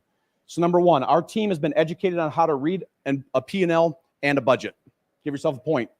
2, we share our P&L with our team, and they can anticipate needs and hit targets. If they can't do that, I've got to be I become the bottleneck. If they can't do it on their own, they always have to come to me. That's not the type of team I'm trying to develop. Our team can build their own personal P&L. They understand their own fiscal health. They can build their P&L. Our team takes ownership of fiscal decisions to stay on brand and within budget. So by giving them open book, by educating them on how to read a P&L, they can actually make real-time decisions on how to spend money for the company in a more healthy way. 2 points if they can do that. Third box, profit sharing. So we have an explicit profit sharing model, and our team understands how their efforts are affected and how they get rewards based on that. So how many of you guys right now are doing profit sharing? Anybody? That doesn't surprise me, sir. How many of you guys are doing open book right now? Anybody doing open book? Nice. I knew I liked you, sir. So number 3, our profit sharing pays on budget, on budgeted break evens, defined by gross and net. So we don't just pay on gross, because obviously they can increase the gross, but if they're spending a ton of money, the school doesn't make any money. So it's defined on break evens. First of all, if we don't make our break even, there's no profit sharing. Second, there is a goal that you have to hit, a gross that you have to hit, but then there's also a net that you have to hit. And his budget, or I'm sorry, his bonus, Mr. Hansen here, he's the guy that runs our location, is based on that. So by having open book, by having an explicit profit sharing model, he knows weekly, he knows daily exactly how to make more money. And the great part is when he makes more money, guess what? I make more money. When I make more money, he makes more money. That's the type of team that we're trying to build. So where are we at here? Oh, so our profit sharing tracks replacement, repair, maintenance, and our war chest. We did actually a really good job through COVID. Most schools lost, I want to say it was about 40 to 50% of their revenue. Is that true? What, Master Clark, do you have statistics on that, sir? Any idea? Say again? You did, yeah. That doesn't surprise me. A lot of schools, though, did lose a significant amount. We lost 17% in that first year, and then we came back and just killed it the next year.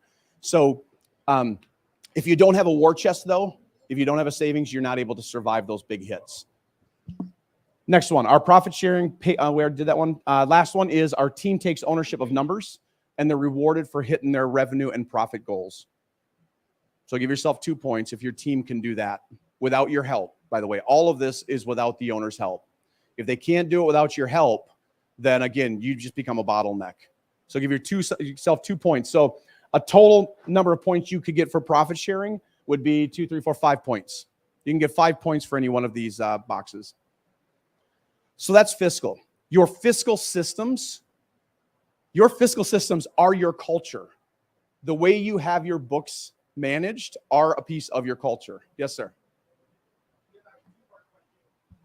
Sometimes you're interchanging profit and cost or profit and loss. Can you just kind of break down that difference, the difference between your profit loss and cost, between profit centers and cost centers, and how it affects profit and loss? The other thing is, when you're doing your profit sharing and you have your individual goals, so you have a team of people, they all work together, they have individual roles and responsibilities, but they all drive up to the bigger number. So how do you break up between what that individual net gain is based on that team member's effort, but the team's net gain? And are you splitting that up and offering a bonus on the individual effort, but is there also a bonus on the team effort? So one individual of the team can do really great. Another individual team is not doing great. The entire program's not doing amazing. I 100% hear you. I don't remember your first question, though. It got long. So what was the first question? Profit, cost, and loss. Okay. The difference. Okay. So first of all, your profit and loss. So you guys know there's more than 3, but there's basically 3 main types of financial statements that you're going to look at, right? Does anybody know what profit and loss stands for? What is it? I'm sorry. What does it represent? It's the past, right? So profit and loss is all in the past. There's not a lot you can do with profit and loss. So when I say costs, the costs are just a part of the profit and loss. So costs are all the representations for, what are what's rent, what's utilities, what's, payroll, all that kind of stuff. The good part about a karate school, most of our expenses are set. They don't really fluctuate all that much, right? They don't fluctuate on a dollar amount, but they can fluctuate on a percentage. That's why we don't manage by dollars, we manage by percentages. What's the best way to lower your costs? What's the best way to lower your costs? Increase your sales, right? Because if you increase your sales, the percent of your costs go way down. That's why, again, we don't manage by numbers, we manage by percentages. So did that answer your question as far as the costs go? And then as far as the bonus structure goes, the profit sharing. So I used to do profit sharing with everybody across the board. And to be honest with you, the junior instructors, they just didn't really care. They didn't really look at it. They were only working a couple hours a week. So I used to share it across the board, but I stopped that again because it wasn't super effective. So right now I do profit sharing. There's 2 types I do. I do a profit sharing based on percentage, which is gross and net. But then we also do some very specific goal profit sharing. Like if you hit a certain amount of students, there is a dollar amount that you'll get. So our sales administrator, our sales manager, she can get a different bonus than he's going to get. But in general, all of them are just profit sharing, because with our team, they are all part of the same team. No one of them drives sales on their own. He may be the manager, but she's the one making the calls. She's the one that's actually signing people up. So I don't necessarily separate them out because it's all part of one pool. They'll get different percentages based on the amount of responsibility that they have, but generally they'll all share in the same pool. Does that answer your question? Okay, good. So let's move on. Let's go to know who you are. This is the most important part. And this is why I love what you guys were talking about with purpose. If we don't really know who we are, and if we can't explicitly explain who we are with our purpose and our values, it might be great. It might be a passion, but there's a big difference between passion and purpose. Passion is something I hold on the inside. Purpose is something I can hire for. If I'm explicit in my purpose, I can actually incorporate that into my hiring process. If I'm explicit with the words, I can find out who to look for to join my organization. It's not until I become explicit with my values that I can do the exact same thing. So purpose is fantastic, but it has to be explicit. So number one, we have a written purpose. How many of you have a written purpose? Raise your hand if you have a written purpose. Okay, so I'm going to encourage you, if you don't, you need to get your purpose written down. Because if you don't have it written, you can't really communicate it effectively. And worse yet, your team member under you and the team member under them will really not be able to communicate it effectively. So having an explicit written purpose is really important. Number two, our entire team has our purpose memorized and owned. It's like martial arts. If you don't practice your punch, do you really own it? Right? You can walk around saying, yeah, I learned to punch. But if you never use it, if you never practice it, you don't really own it. Well, the same thing is with purpose. If you don't hear your staff speaking the purpose, the explicit purpose, several times a week, then your purpose doesn't really live in your company. So our entire team has purpose memorized. Number two, the third one is that the speaking of it, we hear our purpose statement being used several times a week in conversations. When that happens, the juniors, the people underneath it, it will outlast you, because we find out what our purpose is, we become explicit about it, we hire other people that are in alignment with our purpose, then we can step away because the purpose lives past us. It lives beyond us. The next group that we'll be hiring, they use our hiring system based on purpose and values. And guess what? They end up hiring the same type of people that I would hire. And that's the real power for us. And number two, the last one, give yourself 2 points if you have an explicit present tense actionable purpose. If your purpose starts with to, will, strive, those are all wiggle room words, right? Like, listen to this. We strive to change our community. We change our community. There's a difference. There's a difference in the power. So when they become present tense, actionable sentences, that's when the staff and the team and even your students and your parents can actually use it real life, can actually use it real time. So I would encourage you, if you have a purpose, get rid of the wiggle room, right? Because what you can say to a staff, so our purpose is we inspire people to believe in themselves and then there's dots at the end. Because I believe that if we inspire somebody to believe in themselves, they can accomplish anything. It's not just about getting a raise. It's not just about, getting a better personal relationship. Every area of your life, if you have confidence, if you believe in yourself, and it can be different for everybody. So that's our purpose. But listen to this. If I said to our staff, our purpose is we strive to inspire people to believe in themselves. And now the team member can come up to me and say, well, I did my best, right? I strived to do it. I tried. No. Our purpose isn't we try.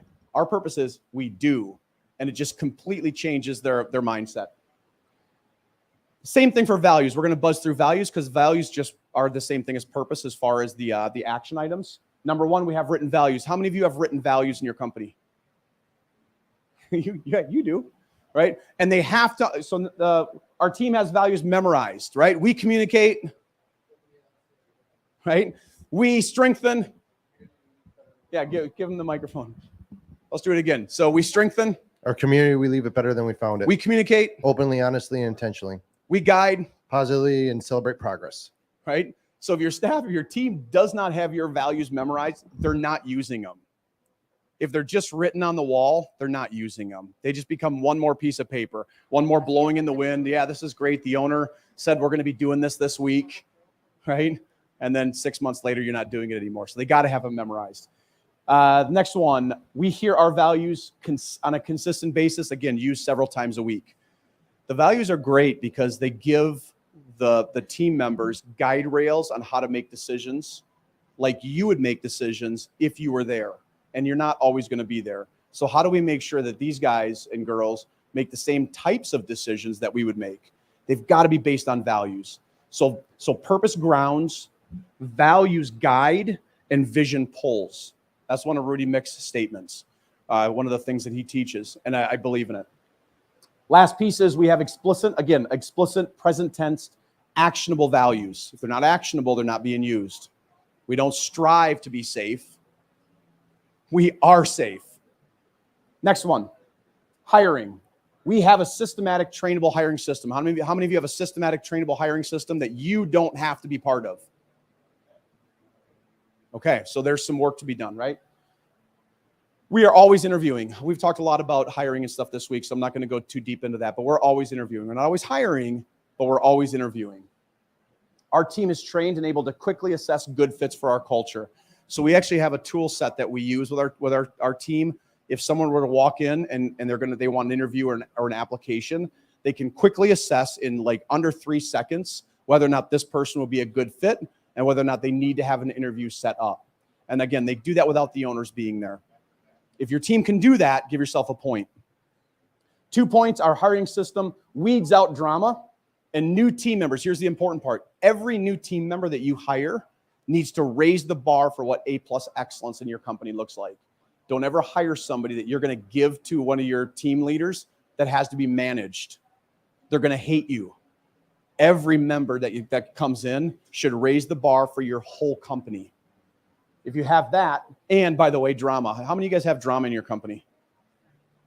Okay, if you're not raising your hand, you're lying to yourself, right? So there is drama. It's part of the human experience. The question is, how quickly can we get out of drama? Because drama costs us money. We actually tracked in our P&L, when our team was in drama, a higher level of drama, our profit literally went down. The next month, we applied the tools, we took care of it, profit went back up, drama went down. So the number one thing we hire for is purpose and values and no drama. For us, the skill level of teaching martial arts, that's way down the road. We don't, that can be taught. How you doing on your scoring, by the way? You guys actually doing this? Because you're gonna graph it out on the wheel in just a second. All right, next one, sales and retention. Sales. Every interaction is a sale. Have you taught your team members that every interaction is a sale? The way they walk into the front door is a sale. The way they greet a parent is a sale. The way they bend down and pick something up off the ground is a sale. Every interaction in your company is a sale. We budget sales in dollars and percentages. If you do that, then you're on the right track. You need to budget in dollars and percentages. Every team member is responsible for increasing sales. I learned this a long time ago in Master Clock. I think I learned this one from you. I was tired of sitting at home being the only one worried about generating new students, right? My staff came in and they taught and they had a great time and then they went home. And I was the one concerned about, man, I hope we have enough students this month. So I completely changed that. We are all responsible for generating new students, for generating sales. Everybody, all the way down to the junior instructors. We hit our sales goals without owner assistance. So I give him at the beginning of the year, actually at the end of the prior year, I give him the sales goals for next year. Here's the gross revenue. Here's the target net that I want you to produce. And then he does all the planning from there. I don't touch it. I don't touch the planning from that point unless he needs assistance. I don't touch we have a growth plan that we actually do. I don't touch the growth plan. I don't touch the daily, monthly, weekly to the minute goals. That's all his responsibility. So if your team can't actually create the plan, create the budget without your help, again, you're tied to the company. You're never going to be able to sell it or never be able to truly step away. And it'll be really hard to train the next person to replace you. So give yourself 2 points if you guys can do that one. Goals. We have KPIs. Who loves KPIs? I love KPIs too. So do you guys know what KPI stand for? No? What do KPI stand for? Key performance indicators or key point indicators. They're basically the health of your business. So an example of a KPI would be the gross. You need to be tracking what your gross is. If you don't know what your gross is minimum weekly, then that's an issue. You need to know minimum weekly what your gross is at. We know ours actually daily. You need to know what your new student count is. That would be a KPI. If you don't know that, again, minimum weekly as an owner, then you're missing out. Your team needs to know it daily, because if they don't know what the KPI is for new students daily, then they can't actually follow the plan to generate new students. So we track sales against budgets. Both are tracked by the team. It's not just me. Give yourself a point if your team does that. Our brand experience is in place at every touch point. Remember we talked about culture? Culture is your brand promise. It's what you're telling your clients that you're going to promise them. This is what you're going to receive. The brand experience is what they actually get. And if your brand promise doesn't match your brand experience, that's why people quit your school. No one quits your school because your sidekick's not good enough. Has anybody ever come up to you and said, you know what, this just isn't working for Johnny. Your sidekick I got to go somewhere else. Your sidekicks are bad. We can work on that. They quit your school because your brand promise does not meet your brand experience. Bottom line. Our team is able to plan and meet goals, again, without the owner assistance. So they can hit their sales goals without my help. They can meet their sales goals without my help. Then we go into tracking. We have KPIs that accurately reflect the health of our company. Please know, by the way, this isn't just a list of things. These are choiceful decisions that I made about our culture, about the type of team and type of culture that we're trying to create. You don't have to do all these, but the important part is that you make the choice about what you want to do. So we have KPIs that accurately reflect the health of our company. KPIs are tracked daily and reported weekly. I don't track, some of you might track your KPIs daily. I don't.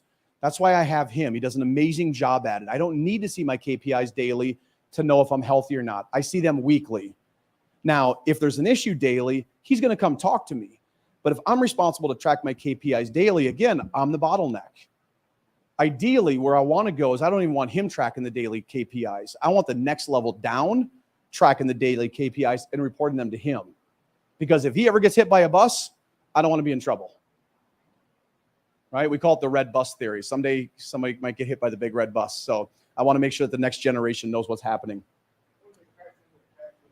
Or they might get crashed into a taxi on a moped. Or they might go drinking with Mr. Reed at Coconuts and fall off that cliff. By the way, every time, I don't think I said this already, every time I think of Dan catching that drone, I think of Mad Max with that little kid with the boomerang. When he threw it and that guy tried to reach up and catch it and lost his fingers. Every time I think about it. I know, right? So tracking, our team members compare current KPIs against goals, and they adjust the plan to hit the target. If your team doesn't have the ability to adjust their own plan based on KPIs and goals, that's probably a place that we can do some work. Communication. So I think there's just the last one. This is the last one, by the way. So communication. So number one, feedback. Do you have an explicit feedback system? So we have an explicit feedback system and we use it. An explicit feedback system means they know the exact language in the feedback system. Everybody on the team knows it and they can all use it. So we have a 3-step feedback system that we use, and there's very specific wording that we use on the feedback system. And this is why this is so important, because most people, so one of our tools is My Truth, My Experience that we teach our staff. And in one household, if feedback has been negative, it's been a beat down, there's been guilt, there's been shame attached to feedback, how well is that team member going to take feedback, do you think? Not very well. In another household, if feedback was a positive experience, they're going to take it differently. But by having a shared language, when that team member who's had a negative experience with accountability hears the language, it puts them into a different mindset, a different state, where they can let the guilt and the shame and the baggage go. Because they know, oh, I get it. We're using this tool. There's no judgment attached here. So having that explicit is really, really important. Team members feel comfortable giving each other and the owners feedback. How many of your team give you feedback? Good. Most owners don't. Sensei says, get on your dot. I've got a 6th degree. You've got a 4th degree. Who are you to tell me what to do? For us, there's definitely a hierarchy. There's definitely a rank until there's not. When we go into our Monday meetings and we are talking about what has to happen at the school, I expect him to give me feedback. If I am bringing up drama in the meeting, he calls me on it. He has to call me on it. If my team is afraid to give me feedback, his team is going to be afraid to give him feedback, and we all end up just in drama in the end. So the owners, you guys have to be able to take feedback. And when it's done right, when it's systemized, it becomes much easier. Feedback is given in the moment when possible, and brand and culture is strengthened. So if I see an instructor interacting in a way that is not on brand, I need to go up right then, right there, and correct it in the moment, unless I can't. I'm never going to walk out onto the floor and put the instructor down. There are times when I wouldn't necessarily give them feedback. Here's another time. Have you guys ever tried to give feedback between classes? Or have you ever been given feedback as instructors between classes? You just finished a class. You're already starting to think about the next class, and here comes your instructor telling you something that you should change. Are you in a mental place to take feedback at that moment? Probably not, right? So we give it in the moment when we can, but we also have to be awake enough to when that right moment is. Our team looks forward to feedback. If your team doesn't look forward to feedback, that might be a sign that your feedback system isn't working. They should be coming to you asking for feedback. When you give them feedback, they shouldn't be sitting there waiting for the other shoe to drop. Okay, you're going to give me the compliment so that you can tell me what I did wrong. If your team is in that state, then your feedback system probably isn't effective. Conflict resolution. We have an explicit conflict resolution system, and everybody uses it. Everybody on our team uses the conflict resolution system. And it's not, hey, try to have great conversations. Hey, try to be respectful to each other. No, there's a step-by-step process. There's a language that we use and share that allows us to move through conflict. Our team uncovers and resolves conflict before it turns into long-term drama. We call this next one, we call it naming the moose. Some of you might have heard of elephant in the room, right? So we call it name the moose. So moose start out small. Drama starts out small, but what happens to the small drama? What happens to those small drama? They grow, and they get ugly, and they get slobbery, and they come in packs. People don't quit your company because of the sidekick. They don't quit your company necessarily even because of what you pay them. Why do most people quit companies?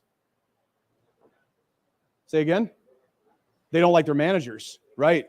Because of drama. They don't like their managers because of drama. Most people just haven't been able to make that connection yet. So our team is taught how to spot drama and get rid of drama right away. There are words that you can track, by the way, to track if somebody's in drama.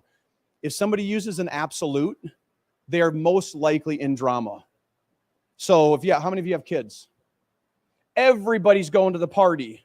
Come on, Mom, why won't you let me go? Everybody's going to the party. Or everybody's doing it, right? Everybody, really? Everybody's going to the party? So when you hear absolutes, that's a sign that someone might be in drama. When someone is relaying something for more than 30 seconds, if they're relaying a past experience for more than 30 seconds, they're likely in drama. Okay, stop. You've had 30 seconds to vent. Let's get present. What do you want to do to change it? How do we move forward now? So those are some ways and there's a lot more of those tools, by the way, of spotting and getting rid of drama. Our team is versed in that. So they're very efficient. They move very quickly because that drama crap, and it eats up time, right?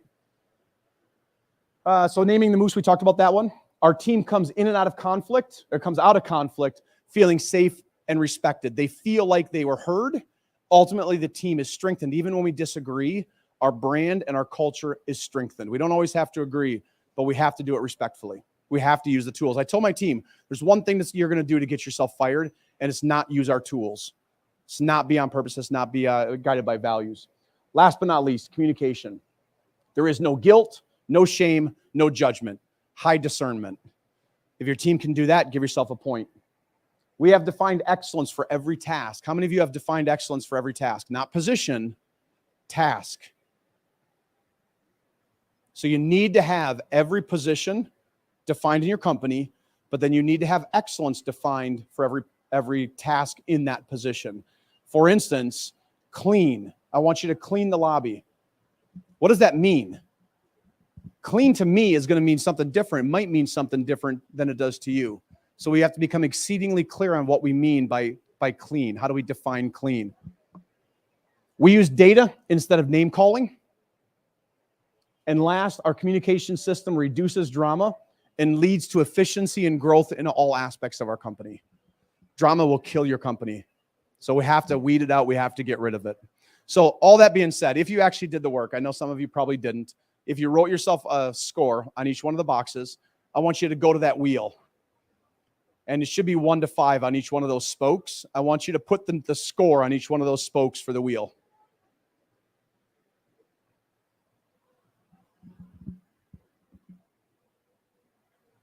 And then I want you to connect the dots. Connect the dots on that wheel. So for instance, if you gave yourself a 5 in profit sharing on the wheel, you go up to the top on the level of 5 and you'd put a dot there. If you gave yourself a 0 on profit sharing, your dot would be in the middle of the circle. Does that make sense? Are there questions on that, or do you guys understand what's happening there? And then connect the dots on that circle. So this is, if you guys can see this. So for instance, this is your profit sharing spoke. What was your score on the profit sharing? If it was 5, put a dot right here on the 5. And then go all the way around. What was your score on values? And then I want you to connect it. And think about that being the wheel on a car. And if your business is your vehicle that wants to take you to the lifestyle that you want, what type of car, what kind of wheel are you driving on?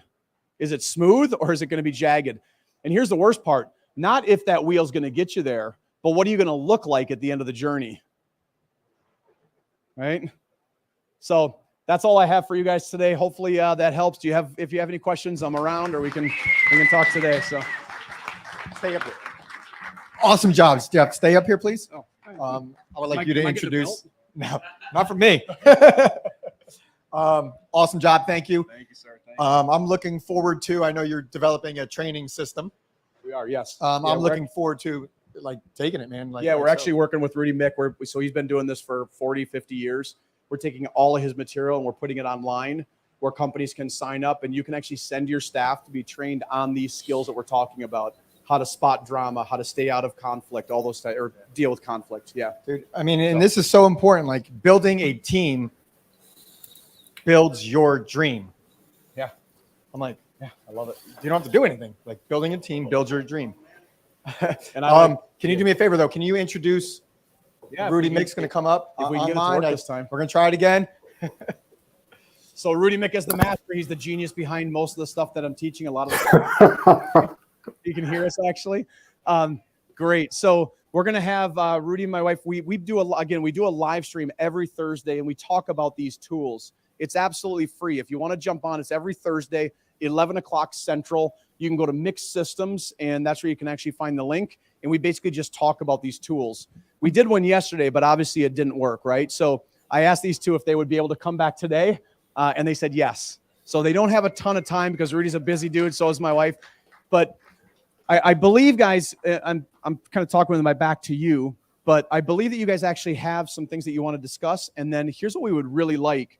You have the man here today. You have my wife here today. Both are really, really intelligent. If you have questions for them, we'd love to get interaction. We'd love to get your questions. You have him here in front of you. So did I? That wasn't intentional. My man and my wife.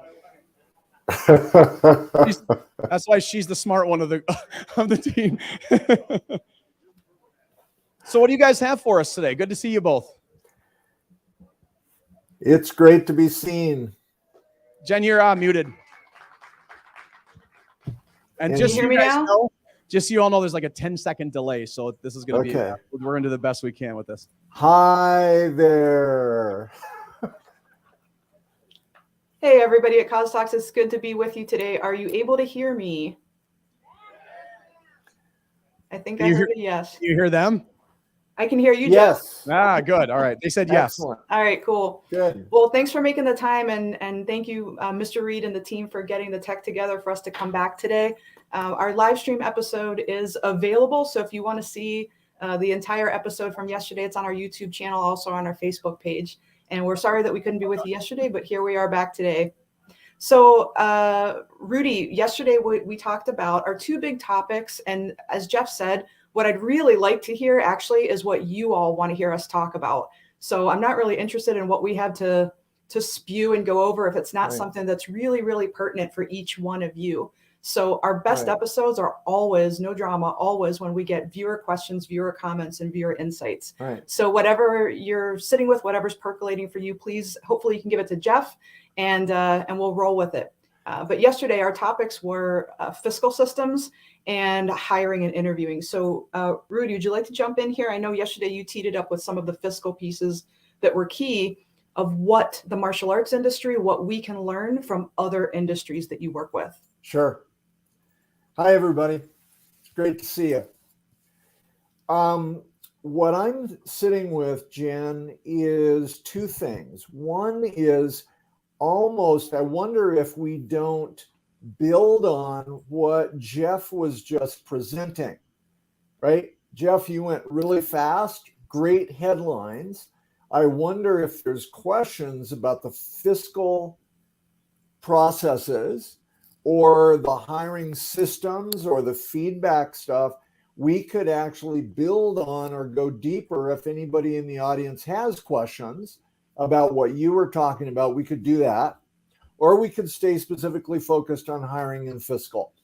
Right? Absolutely. I mean, Jeff did such a great job with the presentation. I feel like the band that had to go in on after Queen at Live Aid. I mean, yeah, I don't know what I have to offer at this point, to be honest. She's awesome. The other piece that I wanted to really highlight as a preface to anything is the couple that was speaking yesterday about passion and purpose over systems, right? It was such a lovely point that was offered. And with everything that Jeff is talking about, everything that we're offering, I want to absolutely talk about and support both and, not either or, but both and. Where is passion? Where is purpose? And let the systems we put in place for feedback, for fiscal, for training, for hiring, be there to support my passion, support my purpose, support my brand. So this isn't an either or. It's absolutely an integrated piece of performance. The outcome is radical success. So I'll stop there.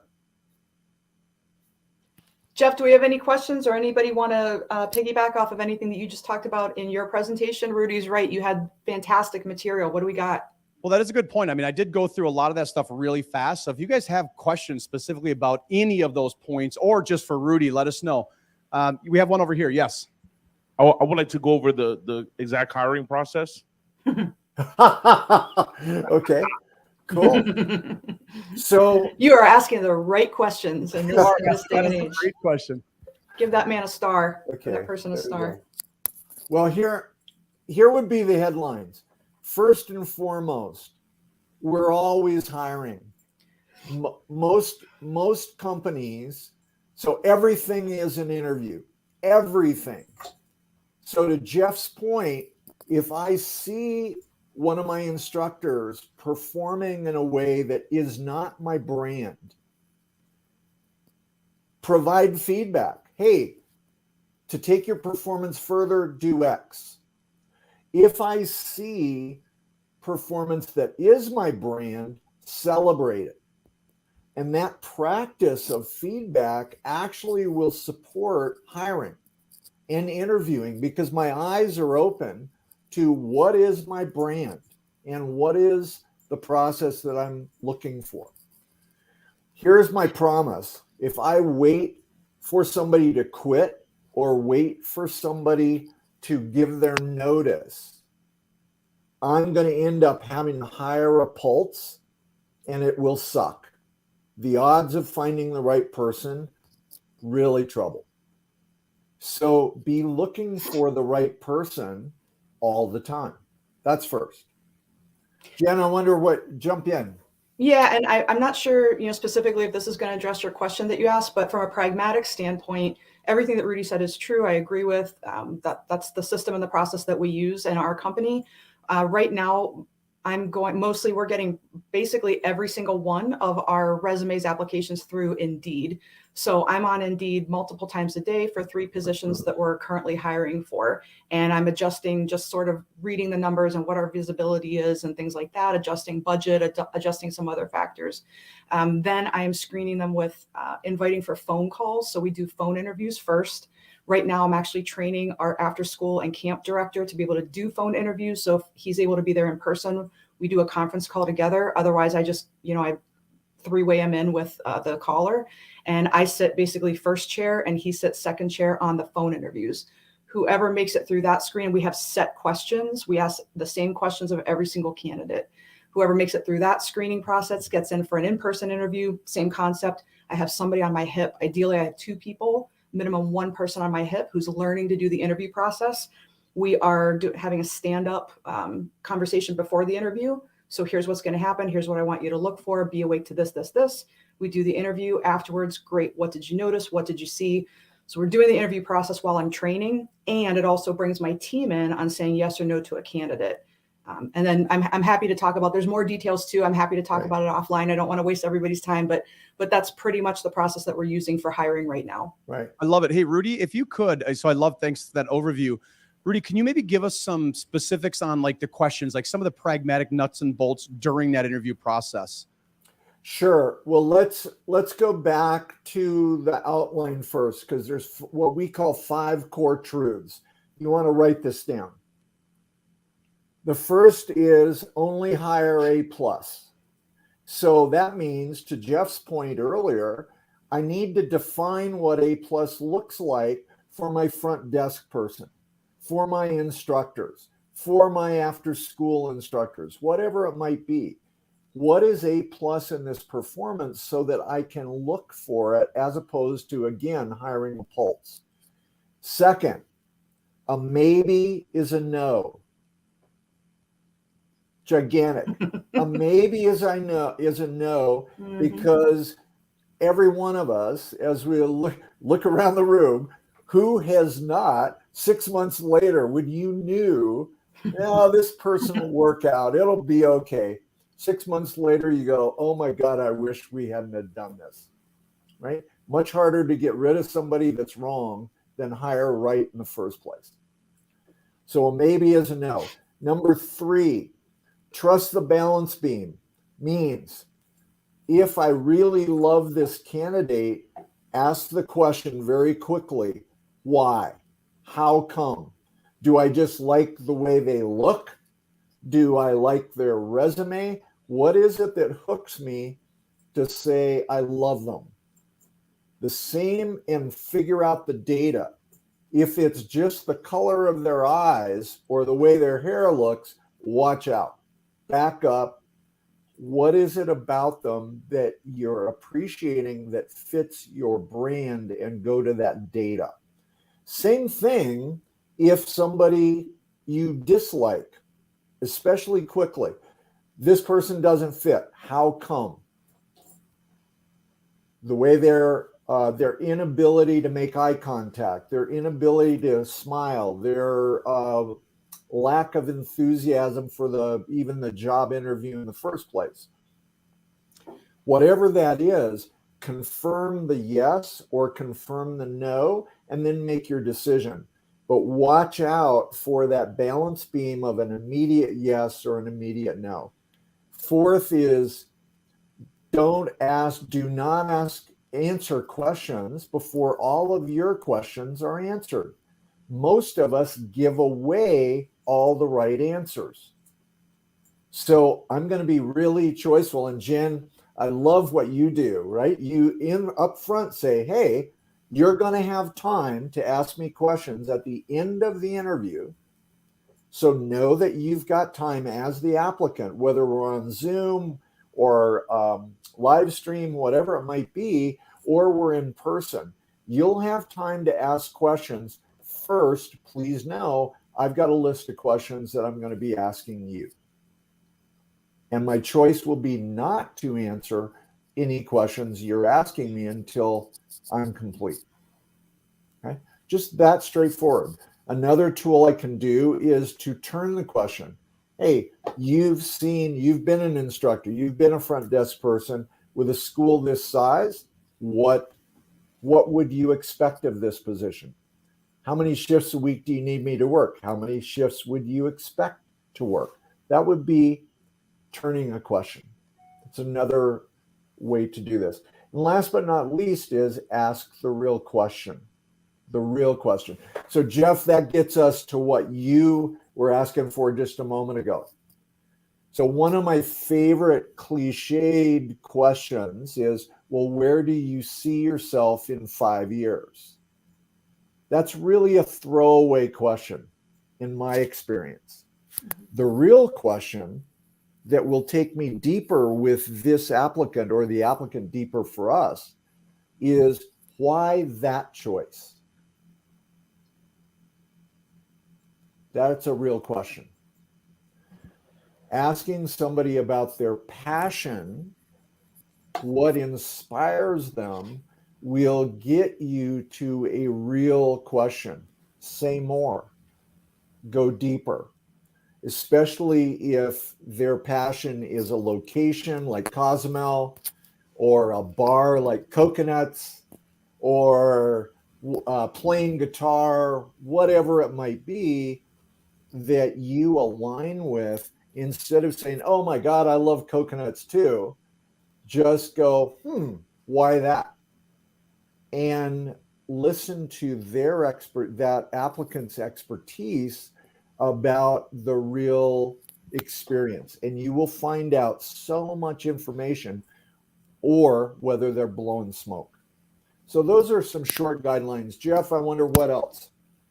No, I think that was fantastic. I think asking the real question is the important part. I mean, so many times we ask these, to Rudy's point, these throwaway questions. Where are you going to see yourself in 5 years? I think getting to the, let me step that back. I think the important piece for us is we're always asking questions that, again, are weeding out drama. They're weeding out whether or not this person is in alignment with our purpose, if they're in alignment with our values. Again, Rudy taught us a long time ago, aptitude is the last thing that we hire for. The first thing that we're actually hiring for are those other pieces, the culture pieces. Will they fit in with our culture? So I think, Rudy, I think those questions that you're talking about, Jen, that's process that you're talking about is really about finding the fit for the culture. Nothing else. That's it. Everything else can be taught. Yeah. Another headline for everybody in the audience is to ask questions about, okay, well, where in your career have you been challenged? Where in your life have you been challenged? Where did something feel unfair or out of balance? And to listen, if I'm the applicant and you hear me making excuses or blaming somebody other than myself, pay attention to that, because you will be the next excuse. So I want to listen for what Jeff is calling drama. I want to listen for victimhood. I was just a pawn in the game. It was really the manager's fault, or the owner really didn't share with me the right stuff. If that kind of response shows up 2, 3, 4 times, watch out, because I promise you 6 months from now, that's exactly what's going to happen with this person in your business. So I want ownership attitude from day one. Yeah, thank you for that, Rudy. Last thing I'll add on this, then we do have another question. Oh, cool. They will never be better than they are on their interview day, right? Their interview day is a 12. They're 12 out of 10. So if they're not nailing it, you're not happy with them on their interview day, don't think, they were just having a bad day. Yeah. So. For sure. Thank you.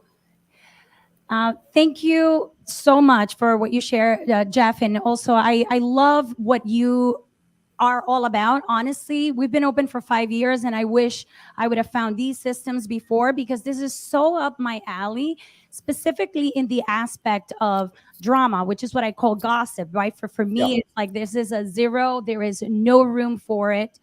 Because we have so many lives to change and so much to do. But I love systems, and I love being able to hear this align with what we stand for, what we believe. So thank you so much for sharing that. Now, I have a question that's very particular to hiring. I've actually developed the hiring system in my school. Hence why I say I wish I would have found you guys before. So I didn't do this by trial and error. But the particular challenge I found for those of us who have summer camp is that we are hiring seasonally. And it becomes very challenging for me to identify the A pluses that I can actually train in a time span of 10 weeks, right? So like 10 weeks is not even enough time to train them, and they have to perform at a A+ level. So do you have any suggestions in the hiring for seasonal, and also speeding up that process of training so that they can perform at peak in 10 weeks? That's a great question. Jen, I'd love to hear your voice. I can certainly throw in, but by the way, Rudy, that was Naomi. She was one of the ones that was given that presentation you were talking about. Oh, fabulous. Thank you. Thanks, Naomi. Yeah, it's a great question. It's a great point. My camp director and I just had this conversation the other day when we were doing some phone interviews for our summer camp team. So, for me personally, I tell my team hiring for seasonal and hiring for, say, a front office or an instructor position, it's like we're going to date somebody for 3 months versus marrying them, right? So, let's be really, really honest. This is probably somebody who's going to come into our company, yes, have impact, yes, need to be on purpose, values, all of those things that Jeff talked about. And realistically, they're going to be with us for about 3 months. And we have this very condensed period of time to bring them the brand standard, to your point.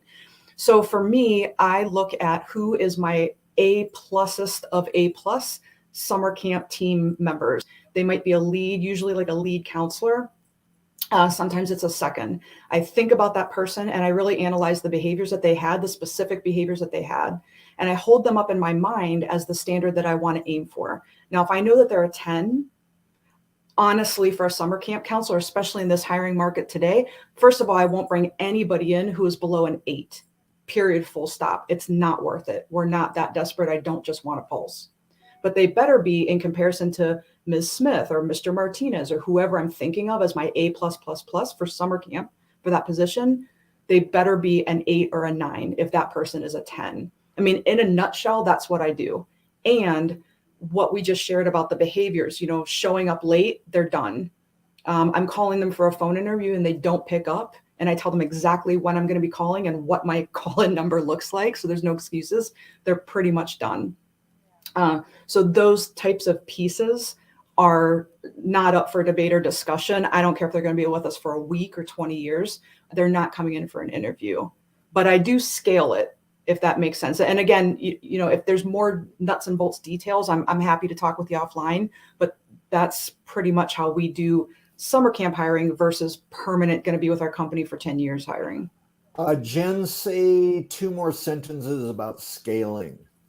So if I'm going to hire, say, a community builder, we call our front office people community builders. That's our front office team. If I'm going to be hiring a community builder who's going to be that ambassador of our brand, making connections with our families, hoping to have them on year round, night after night for 1 year, 2 years, 3 years, 5 years, my standards are probably going to be higher than they are in some ways than for a seasonal position. So if a community builder is going to show up, I want my community builder to show up for the interview probably about 10 minutes early, period, full stop. That's what I want them to do. If their interview's at 7, I want them walking in the door about 6:50. Now, a summer camp counselor, if their interview's at 7, I will accept them walking in the door at 6 minutes till or 4 minutes till. That's one example of scaling. My expectations are here, but I'll scale it for summer camp because it is a temporary position. Okay, interesting. So do you let those applicants know that? The applicants themselves? Yeah. No. Okay, so your scaling is internal. It's an and I'm internal training my dial. team. Yeah, and Okay. that my team and I know that. Okay, great. To the group, Naomi, but also the whole audience, notice actually what I was just doing with Jen is actually interviewing. Is Jen said a couple things that caught my attention. Do I just let the verbiage go by, or do I actually acknowledge I don't really understand what she means by scaling? So I'm going to go deeper. Yeah, and I like about that question that you asked, just asked Rudy. I did this on a phone interview. Actually, it was last night with somebody who was interviewing. And sometimes if I smell something that might be like, you just used a really big fancy word. Do you actually know what you're talking about? Is there actual substance behind it, or a jargon type thing? And I asked this person, like, well, what do you mean by that? And that this person wasn't really able to. It was like, just sounded really, really good, right? And so that is the behavior underneath the behavior that I actually want to get to in the interviewing process. Yeah. So Naomi, and to the group, I would add two things to what Jen said.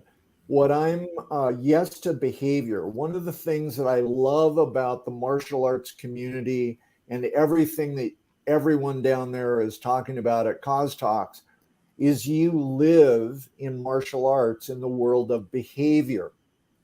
You don't just say, hey, kick better. You tell me how to kick and how to be effective, how to move my joints, how to move my body to support a, quote, good kick. So we've got, as a group, this skill. If we take what we know about behavior, physiology, anatomy, and movement, and apply that to what is a plus, for instance, for after school, I need you to have a good attitude. Well, wait, what are the behaviors of good attitude? Maybe it means that when I walk in the door, I make immediate eye contact. I have whatever authentic means, an authentic smile. I reach my hand out to shake, or I ask, even better, I ask a behavior question of what can I do to support the team? If those are behaviors I'm looking for, I look for them in the interview. And I'm going to translate attitude, compliments into behaviors, and I want to look for those behaviors in the interview. More so, I can create an exercise. This is really, really good for, I do a lot of seasonal hiring and terminations as well, working in the resort business and the restaurant business all over the world. So this process in very short order of what are the behaviors I'm looking for, and turn the interview into an actual experiential exercise. Greet me as if, or greet my partner as if they're a new kid to the program. Go. Answer the phone. Ring, ring, ring. How would you answer it with no coaching whatsoever? Then perhaps I may give you, here are three things I want to hear. The name of the school, the day part, good morning, good afternoon, good evening, and an action step. Try that. Do it again. And see if in real time that person that is applying, that applicant, can actually shift their behavior in real time with that feedback. That's going to be modeling that says this person I can train, this person over here, no ability awareness, no ability to train at all. Boom, the interview's over. I'll stop there. I could go on, but okay. Right. We just have just a minute or so left. Okay. I think for me, one thing I would add. So I love the concept of, if you're going to hire an instructor, what if you actually said to them, "Great, here's a weapon. Teach me something." Bingo. Or you have pretend like you have 7 kids in front of you. I want you to come up with a game right now and a drill. Go. And in the moment. So we'll find out a couple things there. One, we'll find out, do they actually have the skills? but 2, we'll find out how do they react with being given things in the moment under pressure, right? Yes. And one of my favorite things to ask applicants is, so are you open to some feedback? And then give them some real feedback in the moment. Yeah. Don't crush their souls. No. But you'll find out in the moment because they'll say, yeah, I take feedback great. And then when they're given actual feedback, you get to watch it. You get to actually see.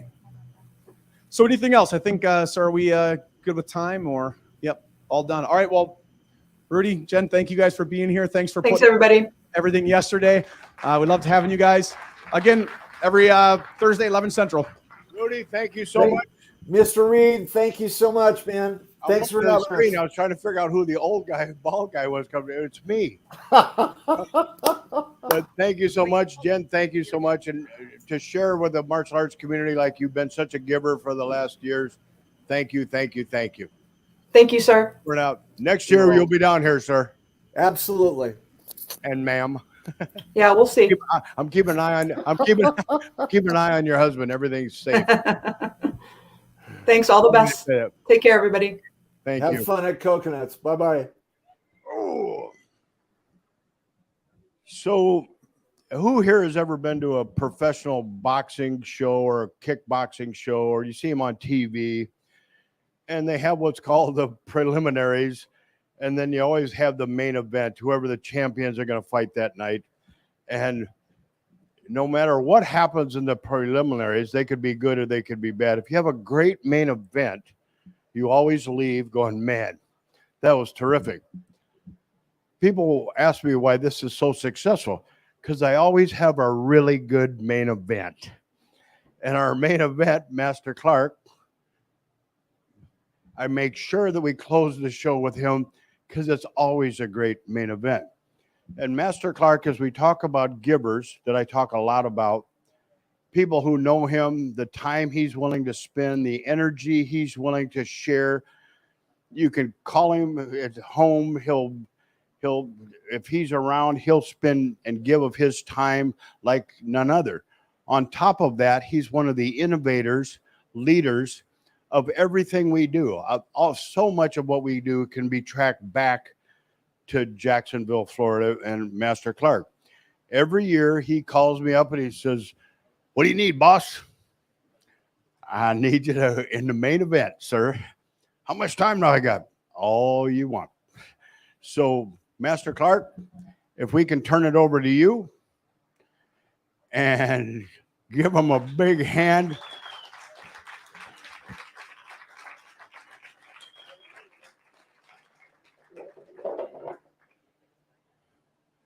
I have trouble getting up here. Give me, come on. All right, that's even better. So, do we need to give him a microphone, or can they hear him? You got it? I got it. It's all yours, boss. Let me rearrange everything. You guys can hear me? Hey, guys. Good to see everybody. He's going to get something for me. I don't know what it is. How's everybody? Good? Fantastic to be here once again. I should thank a few people, but I probably won't, but I'll try to come back to them.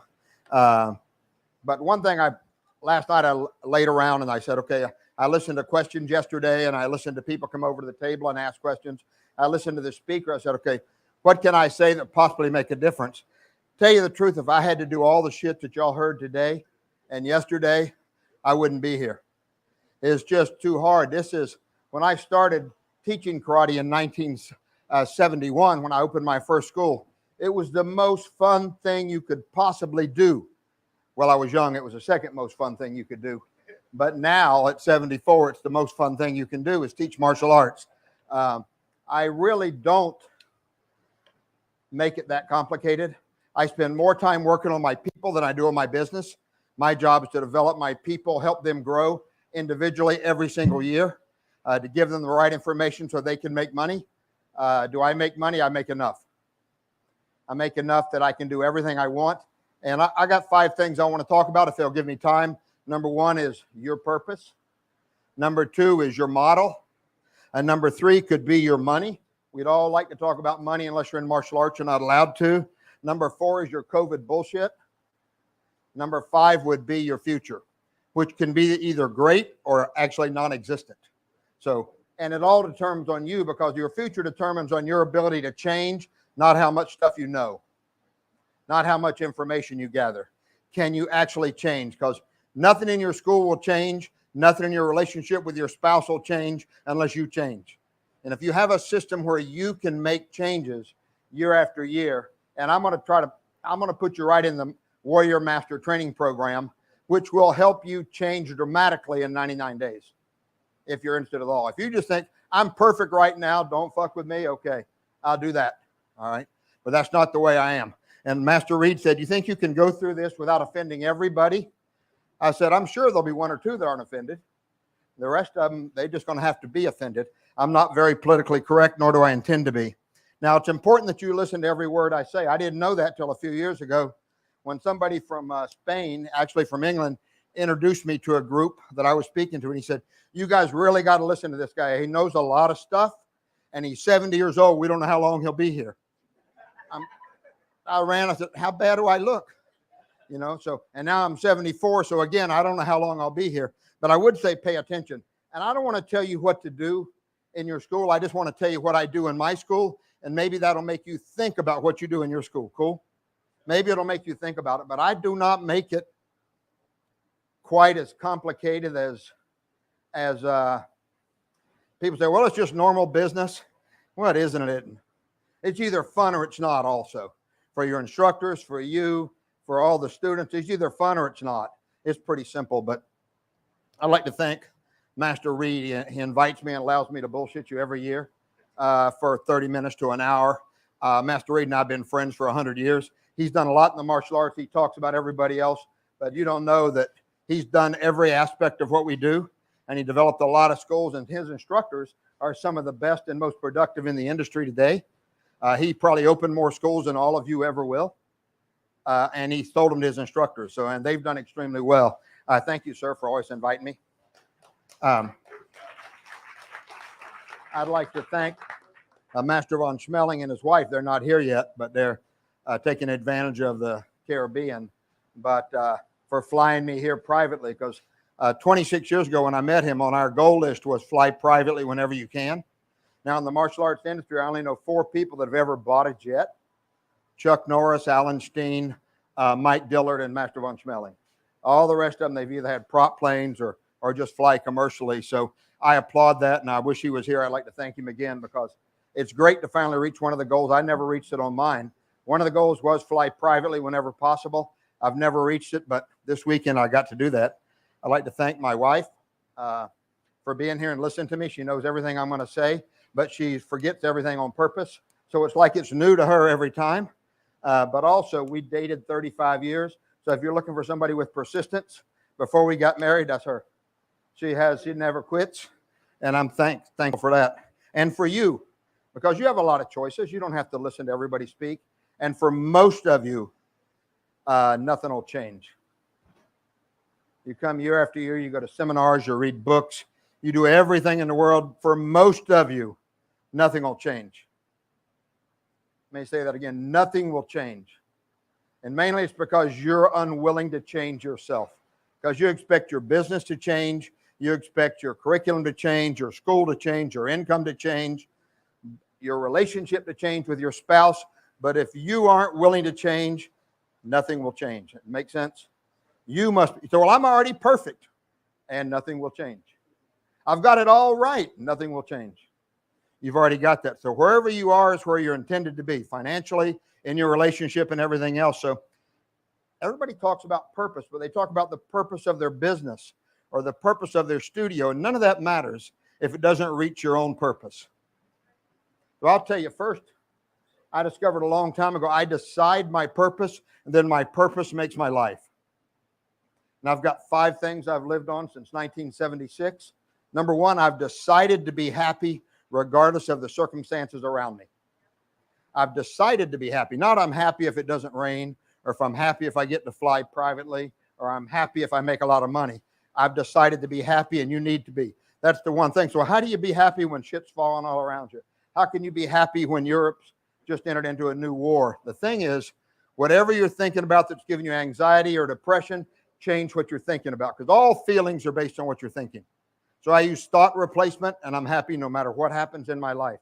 I don't react negatively to negative situations. I find a way to change the thoughts, because if you're dwelling on what's going on in Europe, you can't fix it anyway, right? There's not one damn thing you can do. Not one thing. So there's no need for me to dwell on it. If you're dwelling on COVID, there's not one thing you can do. You can get vaccinated 100 times, you're still getting COVID. You can wear a mask on your face and your ass, you're still getting COVID. You're getting COVID. None of that shit matters. So there's nothing you can do about it. So thought replacement to be happy. Number 2, I want to be free. I don't want anybody to tell me what to do. Matter of fact, when I go to a store and they say, have a nice day, I stop and tell them, don't tell me what to do. Either that's part of your nomenclature, part of your language, or it's not. I don't want anybody to tell me what to do. And I assume my instructors have the same thing going in their mind. If freedom is your number one thing, you've got to find a way to be free. And that means financially, physically, emotionally, time-wise, find freedom. Freedom is valuable beyond money. That's number 2. Anything I run this thing down, next thing is be young. I'm going to be young through martial arts. I'm going to do martial arts every day. In our master's program, it requires me to do something every day that's martial arts related. Every single day is a requirement for me to make the next level of mastership. But understand this, you will never, ever be this young again. This is it. This is the youngest you'll ever be. You better take advantage of it. You better hold on to it tight. You better keep it. Number 4, I intend to help somebody every day without thought of remuneration or what they did in the past. What they did in the past is no consequent to me. If I can help somebody, I will. And that's why I appreciate Master Reed. He always helps me with number 4. Now, I know only about 5 or 6 people in this room will get anything out of this. All the rest of you, I got to waste your damn time. But I don't know who's who. I don't know who will actually do something and who won't. So I just got to waste your time. Number 5, I'm willing to fall in love. Fall in love with my life, fall in love with the people around me, fall in love with my product. And when your heart gets broken because somebody leaves, whether it's an instructor or a spouse or a student, and it will, go back to number 1, find a way to be happy. Do not dwell on the loss of an instructor. Do not dwell on the loss of a spouse, even the loss of a family member. Do not dwell on it. You can't. It will not bring you peace and happiness in your life. So those are the 5 principles I will live by. So you decide your purpose, and your purpose will make your life. But if you don't have to use mine, but you better have some principles. Then someone says, hey, why don't we take a 1-month vacation and let's go somewhere? You got to go down the list. Is that going to make me happy? No. We're going to Afghanistan. I'm not going. That won't make me happy. We're going to travel by a horse. No, I'm not going to do that. Is it going to make me happy? Is it going to set me free? If it doesn't match those 5 things, I just don't do it. Because that's my principles. That's my purpose. Those 5 things in my life. Because your purpose is about building an abundant life. That's it. It's not about teaching more people karate, making more money. If your purpose is making more money, do something else. Do something else. But you can make a lot of money. I'm not saying you can't. But it's not just make more money. So I think in the questions that you ask are very powerful sometimes. And they're powerful for you if you ask the right questions. The answer somebody gives can be powerful also, because they get to build themselves up when they answer. You get to ask a question, hopefully that tells you something, but you got to be careful who's asking and what's said. I remember my dad, I was about 7 years old. They used to have circuses. I know they outlawed them everywhere now. Anybody, your parents ever take you to a circus? Show of hands, please. The rest of you decided not to participate no matter what. You never saw an animal in your life in a cage. Okay, so Barnum and Bailey came to Jacksonville. My dad's about 7 years old. I knew I was about 7 because my parents just got divorced, and you remember those things. Takes me to the circus, holding my hand. There's a big cage with a lion in it. And you may have heard me tell the story before because it's absolutely true. A lady gets in high heels and an old like Jane Fonda leotard. You remember that? Cut way up to here. And cracks a whip, and that lion sits up like a cat. And she cracks it, and he gets down like this. She cracks the whip again, and the lion starts crawling towards her. When he gets there, he licked her from her high heel right up to her thigh. And she looked at the audience and said, you think you could do that? My dad said, "You're damn right. You get that lion out of there." You got to kind of pay attention. I don't want to go over your head. So, but the questions and the answers both become important. So when you're listening to somebody's question, listen to the answer, but decide what do they really mean, and don't be afraid to enjoy your life. I know. So your purpose, I think those are the things. I'm going to be happy. I'm going to be free. I'm going to be young. I'm going to be healthy. I'm going to be willing to fall in love. And when your heart gets broke, and it will, go to what? Find a way to go back to number one. Don't dwell there either. So that's it. That's my purpose, to live an abundant life through those principles. Nothing else. Nothing else. When you get to my business, it might change. Next, I want to talk about your model. Only to make you question your model, I'm going to tell you mine. And a lot of people think, well, you and Master Von Smelling do exactly the same thing. Well, we don't get the exact same results. We don't do exactly the same thing, but we're closer than all of you are. As much as we are different, we're closer than the rest of you because we talk all the time, we communicate all the time. But first, and I'm going to just ask some of the basic questions that you should have asked yesterday, like, what size is your average unit? Mine and his now are both about 2,000 square feet. That's all. How many staff? 1.5 to 2 people. That's it. Not a big staffing thing. What's your curriculum? We both do a rotating curriculum. A rotating curriculum. We don't teach a straight rank curriculum. My payroll runs 30 to 35% of the gross, regardless of what I want to make. Unless I'm the instructor, then I'm part of that 30 to 35%. That's my payroll. If your payroll is running more than that or less than that, you're probably not being fair with your instructors if they're doing all the work. 30 to 35% of payroll. My schedule is different than Master Von Smelling. My schedule is based on age. All 3 to 6-year-olds are in the same class regardless of rank. All 6 to 9-year-olds are in the same class regardless of rank. All 9 to 12-year-olds are in the same class regardless of rank. That's where the rotating curriculum comes in. I test every 3 months, not every 2 months. How many of you think every 2 months they can learn enough to be tested on? Probably not. And I do it every 3 months, kind of like a curriculum in college on a semester basis. I run at a semester basis just like college. And when that's over, they learn something brand new. They don't learn a continuation of the same thing. The 4 arts I teach, and these are just what I teach, not what you have to teach, and it's different than Master Von Smelling.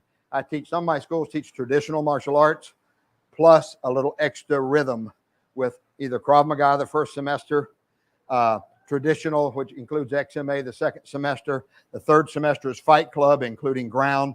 4th semester is Kali, including weapons and fighting. The sparring with each of those is different.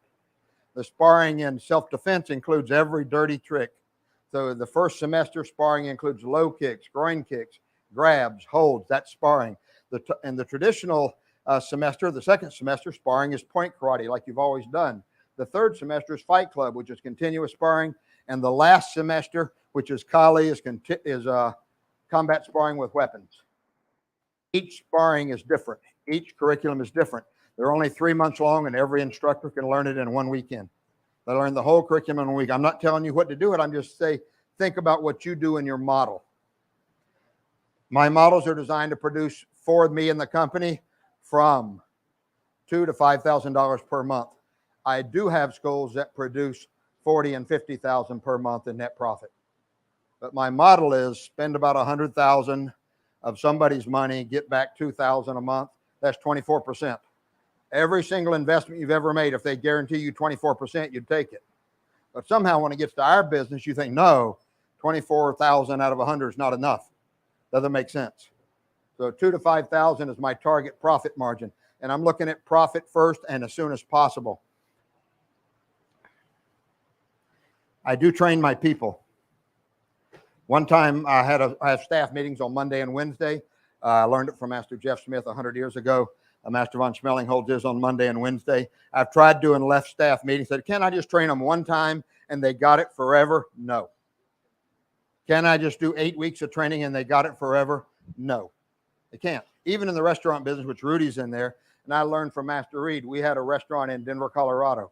The training is so specific, you have to check everything. And all of you have heard me tell the story about in this restaurant, the salt goes here and the pepper goes here. And you turn and walk away. And when you come back, the salt somewhere else, and you, without losing your temper, you go, let me show you how this is. The salt goes here, the pepper goes here, and you walk away. And next, they're both moved. And you come back without losing your temper and go, the salt goes here and the pepper goes here. How long do you do that? Forever. It's not a one-time teach it and they got it. Even you, if nobody watches, you change shit all the time. You think it's okay and they think it's okay.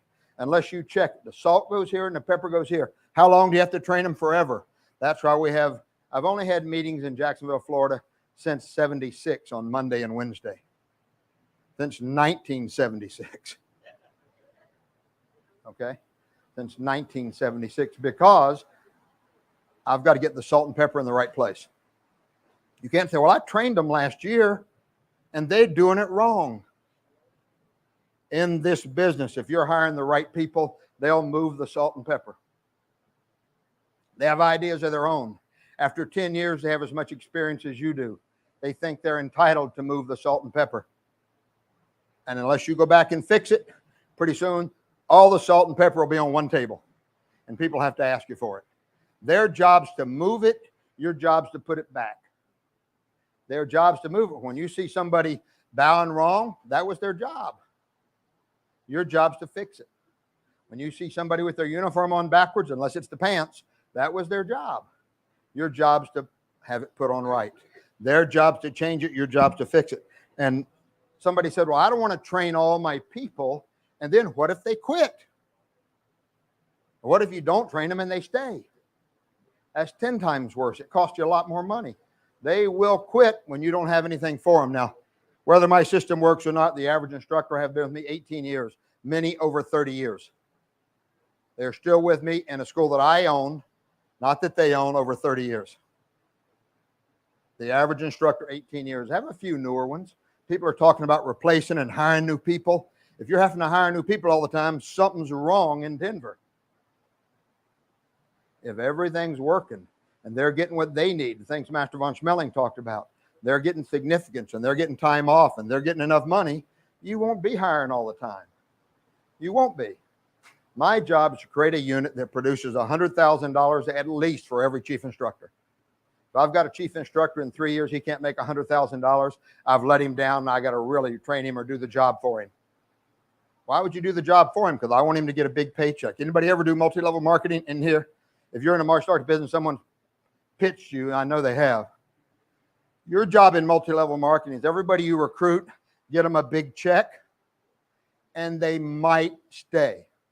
Get them a big check, and they might stay. Don't say, here's what you do, go out and make money. Not it. In your business, your job's to get them a big check. That means if I have to do the work for them, that's what I do. Because I'm trying to get someone to stay with me 18 to 30 years, 18 to 25 years, 18 to my life. I haven't worked in a school since 1976, other than teach black belt classes on Tuesday and Thursday night, teach my meetings on Monday and Wednesday from 9 o'clock or 10 o'clock to 2 hours, and do seminars like this. That's it. Since 1976. Somebody said, if you want to get out of your school, you got to do all this stuff. You got to have all these systems. Well, you do and you don't. You do and you don't. You got one school, you shouldn't need any damn system. Sorry. I don't need a system. I can do $1 million without systems. I can do $1 million without system, and I don't go to any schools. I don't go. I have my highest grossing school last year was $1.2 million. I've never been to that studio. 2,400 square feet, 3 full-time people, 2 part-time people. The company's net off of it was $549,000. The instructor made $2.25. My job is to get every chief instructor over 100 grand. I think that if your purpose is how much money you can make, you'll have a problem with other people. So I learned from Master Reed, what work do you do?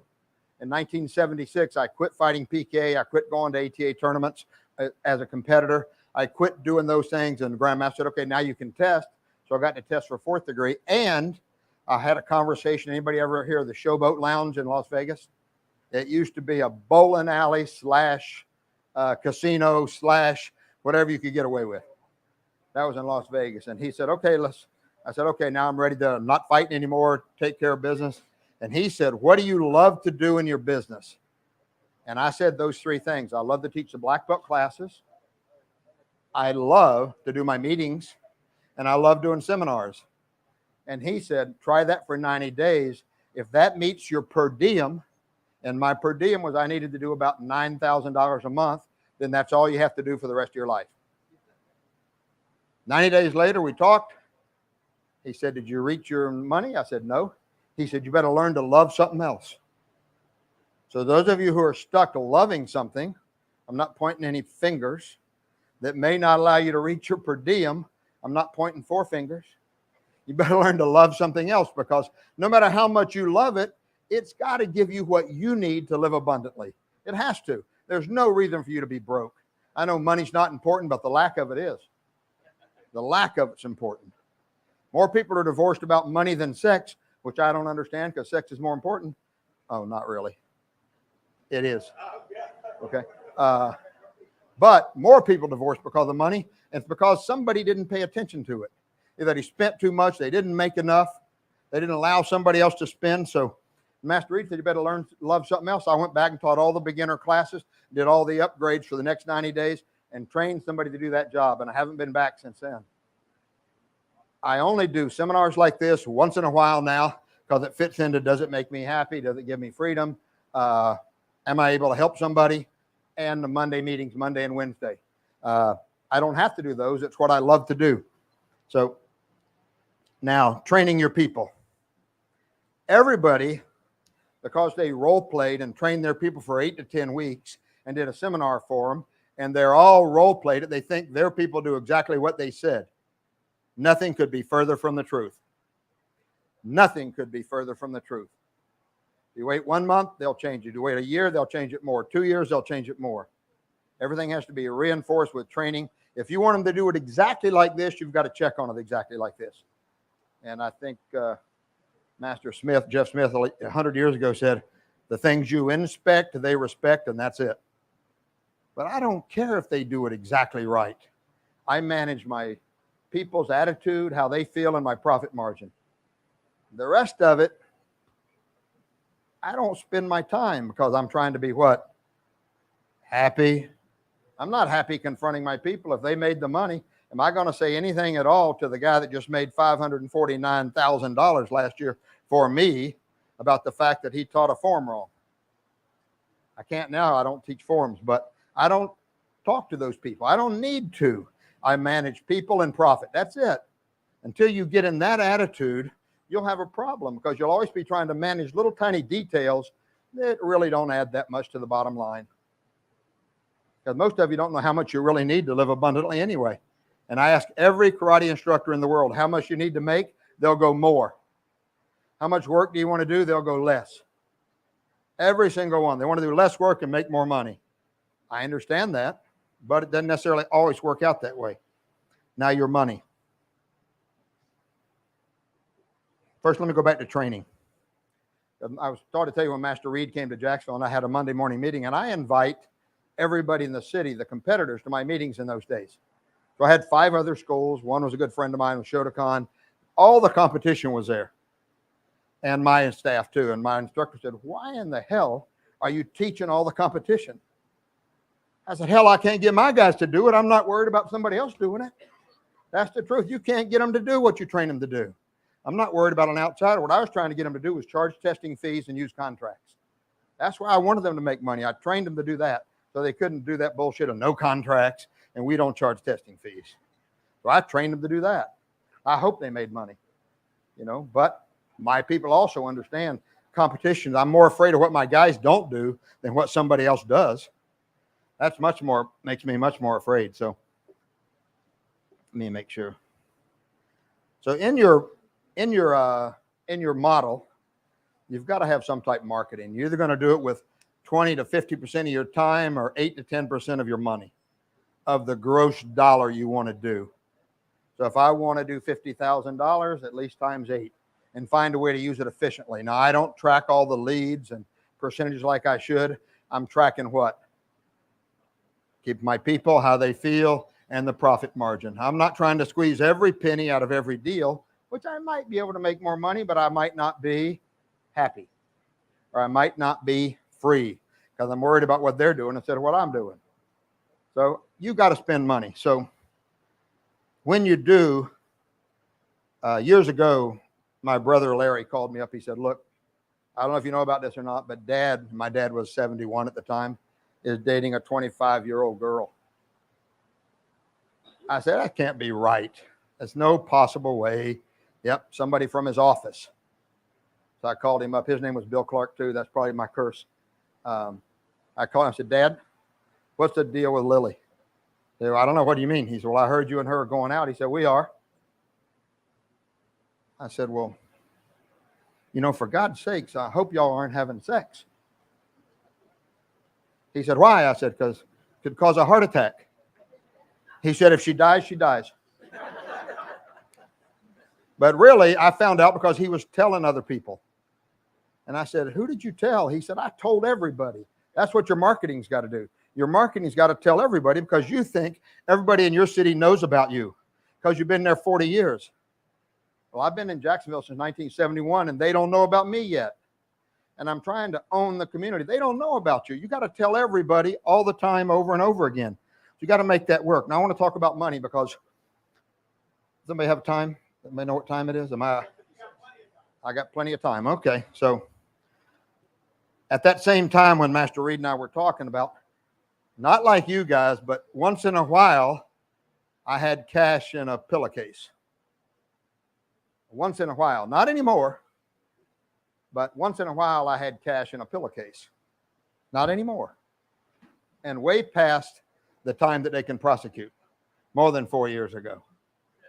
But at that time, I took all the cash out and I divided it into 5 piles.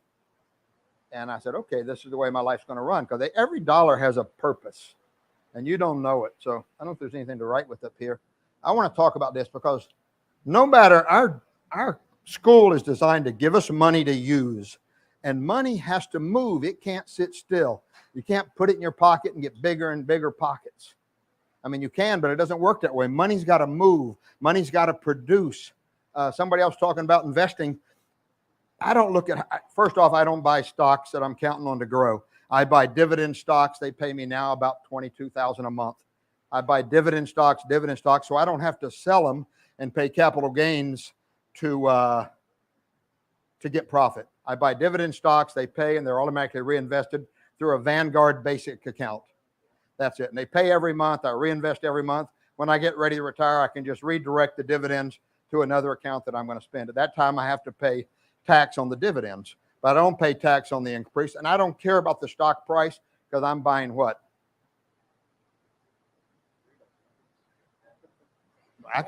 I'm buying what? I'm not trying to get a stock that's going up. I'm buying the dividend. I don't care if the stock's 30, 15, 9, 20. I'm buying a dividend. And the stocks run somewhere between 9.5% and 17%, the stocks that I buy. And those are high stocks. They may be higher risk, but I've always got 10 to 12 stocks all the time. If they ever quit paying their dividend, that's the only time I sell any stocks. And I'm not trying to make money off the price increase, okay? That's just another way that I want to do it because, hell, I'm 74. I might not be here next year, you know. According to Andy, I could be gone. Here's the 5 accounts that you should understand. You don't have to, but you should. I've done this for everybody that's ever been to my seminars because if you don't know about money, you don't know anything.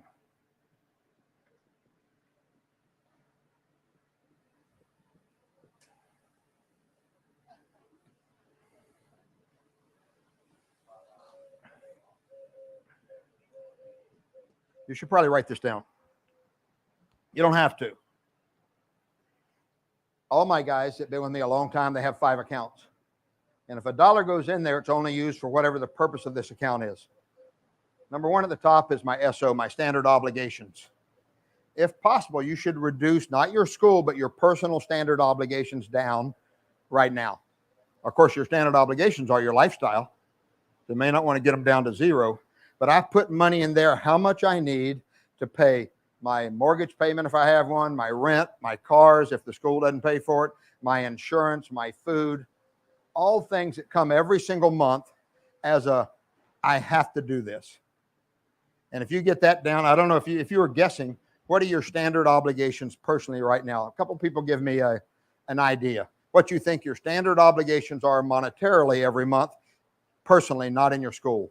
And if you're running everything through your school, you really can't decide on this. But somebody, what's your standard obligations? Do you have to have $1,000 a month to pay your bills, $2,000 a month to pay your bills, $10,000 a month to pay your bills? My standard obligations now are probably $20,000. I live in a pretty decent condo. I do whatever I want. I have decent cars, but it's been 50 years, so I deserve that and more. So, but whatever yours is, you need to know, and most of you don't know. You just have a pile of money and you spend it. Your standard obligation money, only that money should go there, and only that money should go to pay your standard obligations. You shouldn't raise it unless you raise it on purpose. Because when you're young, you should be reducing this so you got more money left for life, okay? Whatever this is, your emergency fund, if you don't have children, is 3 times this. 3 times your standard obligations.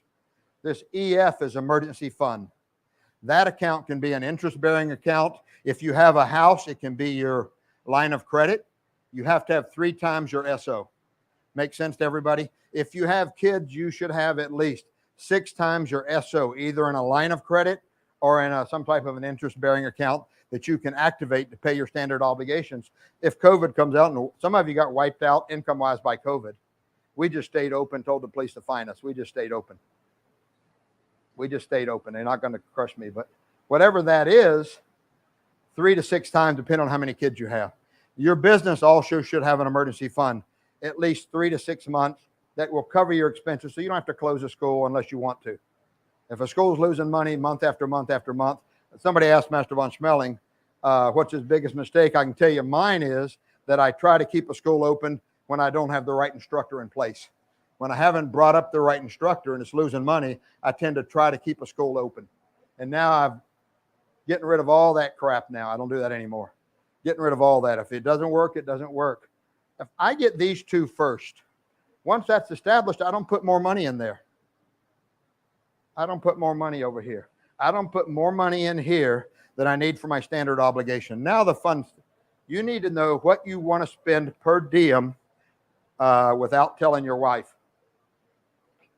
And what you're allowed to spend per diem without her having to tell you. And mine right now, and this is after 50 years of messing with it.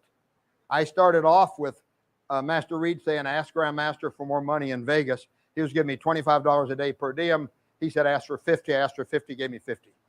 Then I figured out per diem, well, that's just how much money I want to be able to spend per day. So I don't know how much you want to be able to spend, but there are some of you that when you spend money, you feel guilty. You feel guilty because you don't have this designated. It's called FU. A lot of people think that means you know what they think it means. It's just the fun part of you, the fun money. And I'm willing to spend right now $1,000 a day without ever feeling guilty. And she can do the same thing. Miss Papel, long before we were married, she has the same account. $1,000 a day without me asking questions. That means $30,000 a month. I don't care. Now, yours may not be that high because you're not as old as I am, or you have a larger SO, or you have kids. But anything that you want or you think you need comes out of here, and they're the same. If you want it, you need it. If it's within this budget.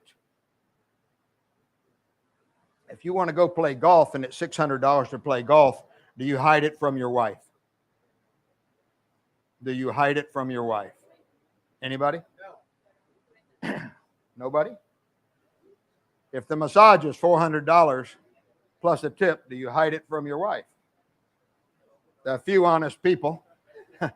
A few honest people. You need to know this. And then, same thing for her. I mean, if she goes out and buys a Louis Vuitton purse at $4,500, is that a problem for you? Is that a problem for you? Only because you don't have your FU money set up for you and her, and that problem may be why she's not here with us today. I'm just saying. Maybe that's why she's not here. Somebody bought that damn Louis Vuitton. I'm just teasing, sir. Okay, good. But I mean, so this is an equal thing. Whatever I want for myself, I have to have for Miss Papel. I have to have the same thing, the same obligations. Now, luckily, I trained her to never spend a penny, but she could. Now, since it's $1,000 a day, I never put more than $30,000 in that account. That's a cash bearing account, and I seldom spend all of it. If I spend $15,000, how much do I put in it next month? At the end of the month, how much do I put back in that FU account? 15. I don't put 30 in there. I put 15 in there because people say, you got to save for the future. Hell, for me, the future's here. I'm not saving for the damn future. How about old you? I am old you. I'm not saving for that yet. But this is for me is $30,000. And for her, she never spends anything. I spend at least half. Sometimes anything that goes over 30,000 cannot come out of that account.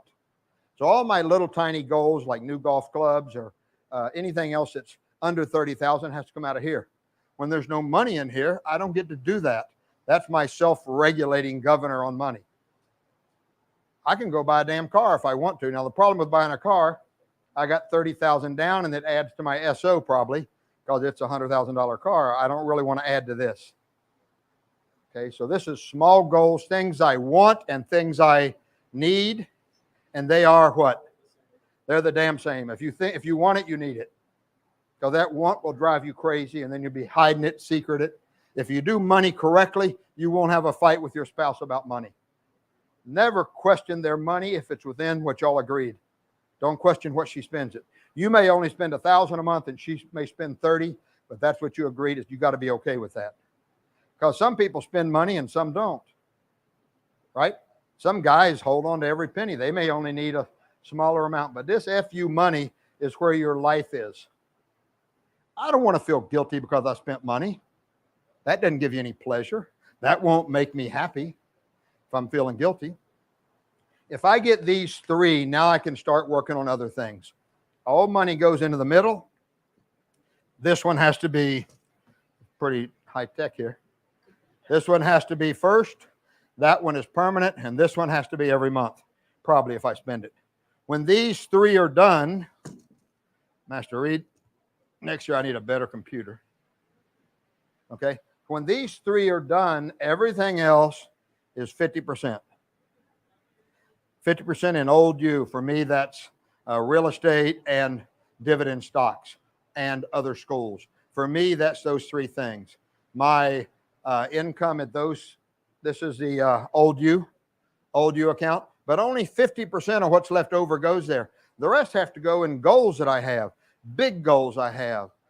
Some of my goals now are a trip to Greece with my wife, which COVID has stopped that. Lime green Lamborghini. If you come look at my vision board, you'll see it. $10 million total down here is one of my goals, but that money comes from here. Comes from goal account. Doesn't come from over here. Over here is my life. I've got to have a lifestyle that I feel is abundant, or why would I go? Why would I do? Why would I risk? Why would I even take? I got to have a reason to get up every damn day. And it takes money. And money's got to move. So first I fund this, then I make sure this is covered, then I take care of my FU money. Yours might be $100 a day for each of you. What do you think your FU money would be for you and your spouse? What do you think? Ma'am, are you a dominant player in your relationship? You're not. You're a player. You're a player. What do you think your FU money should be that you don't want to feel guilty about it, whether you're spending on the kids or anything else? What should it be? 1,000 a day, 100 a day, 500 a day, or there's no limit. You can spend whatever you want and he's got to deal with it. You don't have any idea. So until you figure that out, you will have a problem. You know what yours is? 200 a day. So how much a month? $6,000. Okay, look the other way. Are you okay with that? Okay, good. So we got to have that agreement first. But that means he can also spend $6,000. Now I've got to have 12 in there. And it may be that you spend more than him or vice versa. He spend more than you.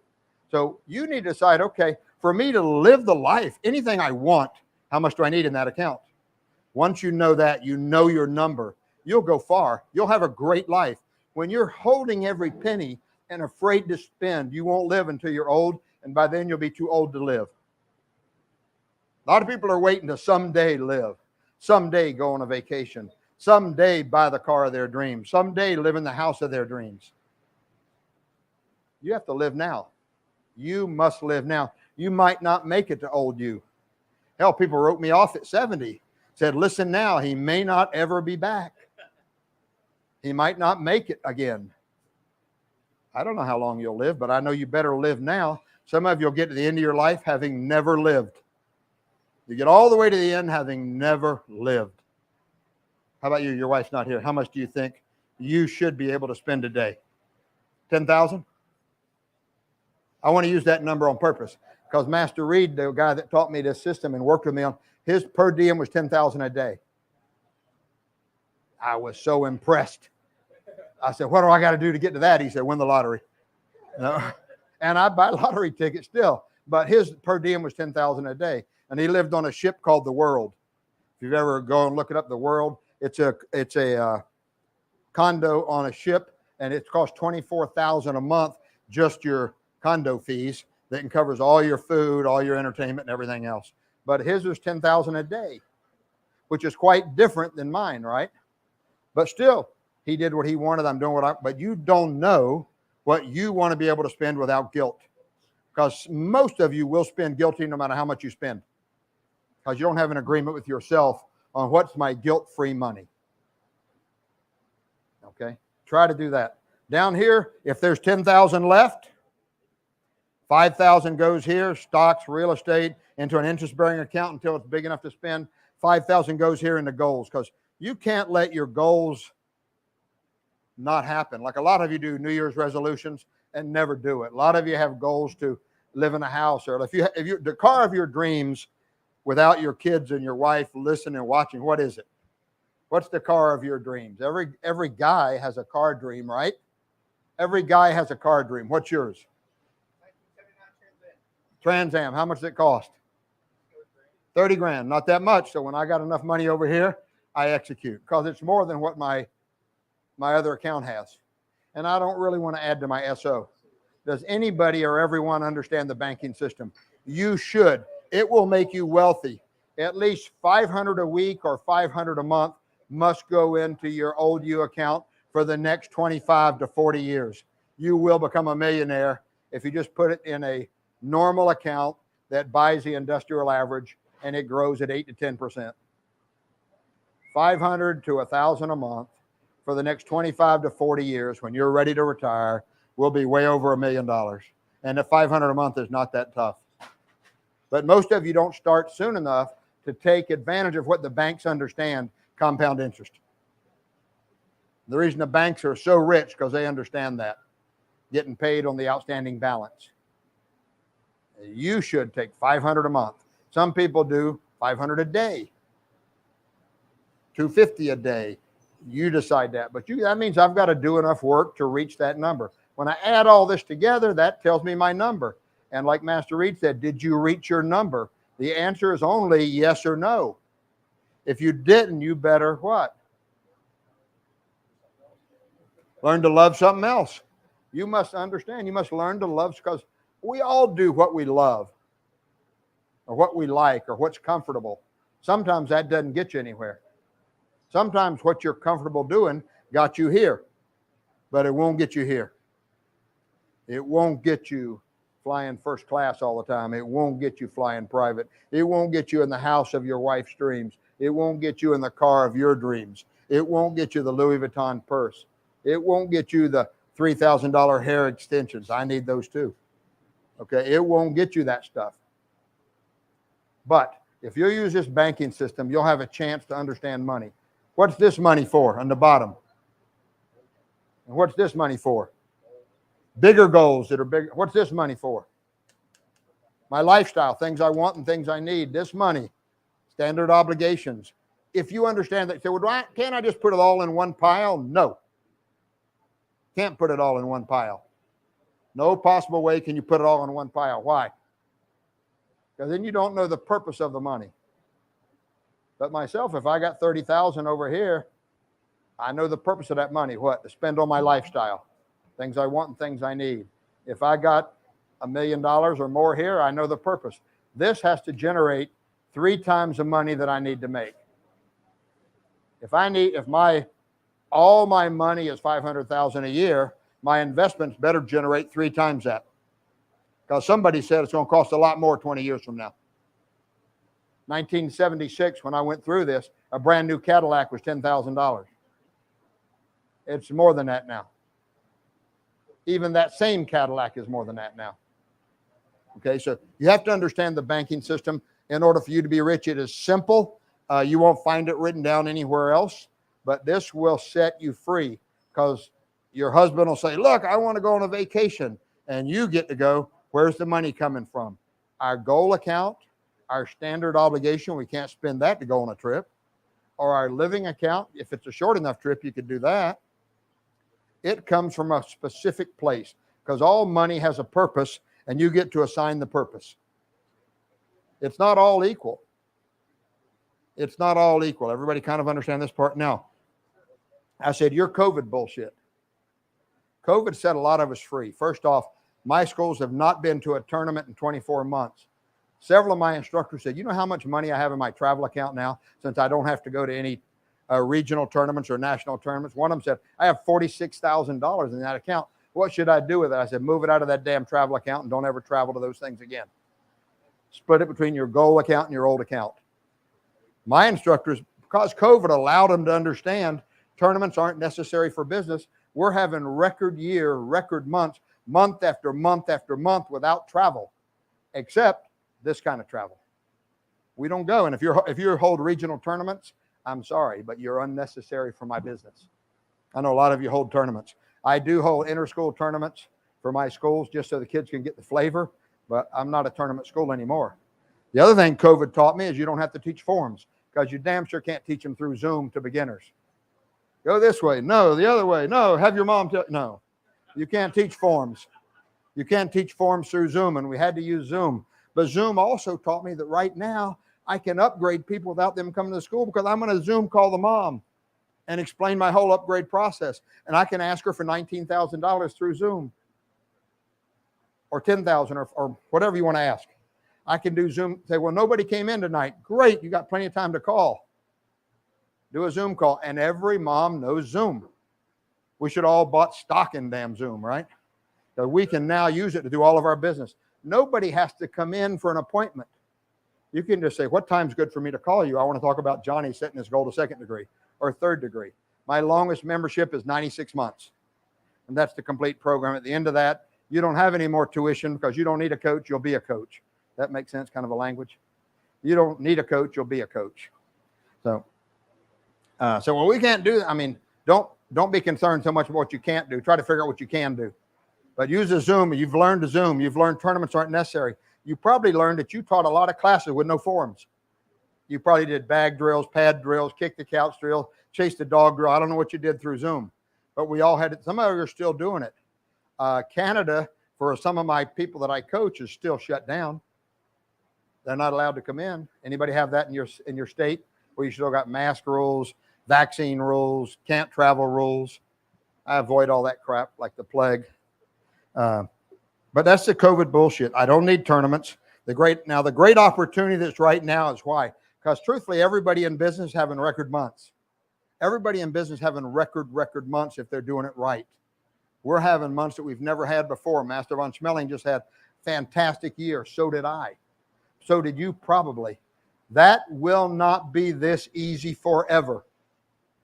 Why is it easy now? Because there's a pent-up demand for people to do this stuff. There's a pent-up money for people to do this stuff. People got government money. They have their own salary they weren't able to spend. It will not last like this. So don't be expanding thinking, I have the magic formula now. I know all speakers like myself are very impressed with your own bullshit. Every speaker, including myself.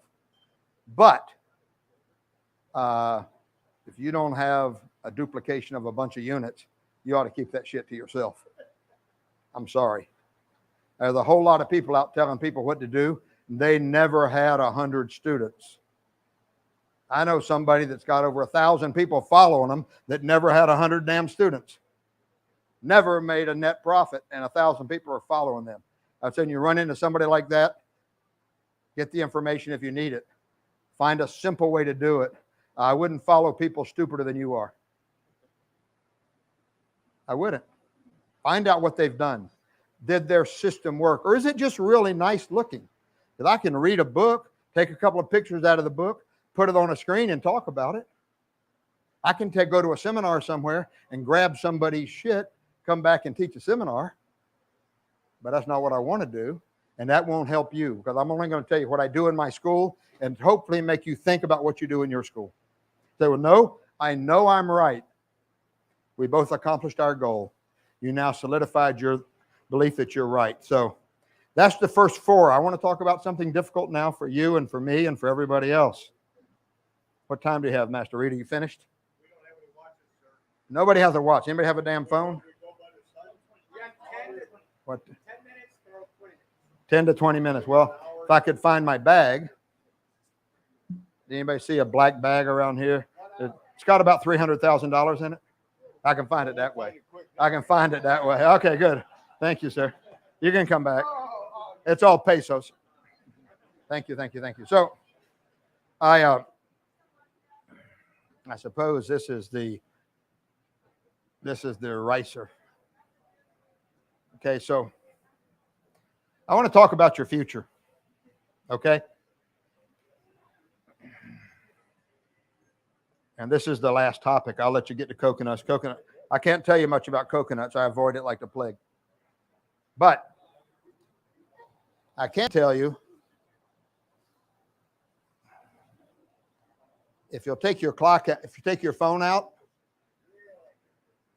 and I'll tell you the first step to making change in yourself. Go to your clock and set alarms for 6, 9, 12. You'll see mine looks like this every day.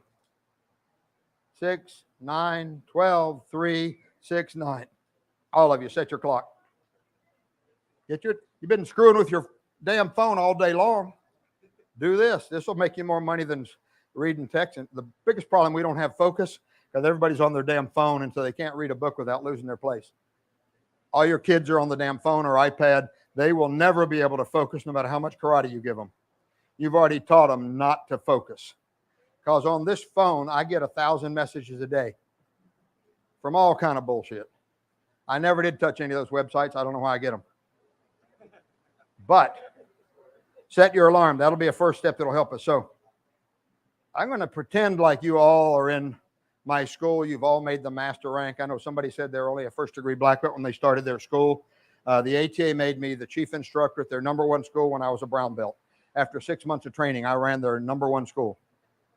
And I was only a brown belt with no instructor training program, very simple curriculum, and I've done okay. So all the stuff you're jumping through to make instructors and train instructors, it may be necessary, but I've done okay. My instructors do okay. I'm looking for less to do, not more to do. So there's 5 parts of the Warrior Master Training Program. I didn't know I was up there looking that bad. No wonder they thought I was dying. Yeah. What we're trying to do is dramatically change the master instructor's life going forward, not recognize what they did in the past. Our master program has nothing to do with what you've already done. It's about you dramatically changing your life. And write this down, daring to be great. Daring to be great. Not average, not mediocre. Daring to be great. And training you to be extraordinary. We're training you to be extraordinary because most people, they say, I want to change, but they don't know how to change. They think they don't need to change. They're too old to change. They think I can't change. And that's not true. So the first part is a 99-day training to be extraordinary. I'm saying it so you don't have to read it. That's the first step to a master program. 99 days training to be extraordinary.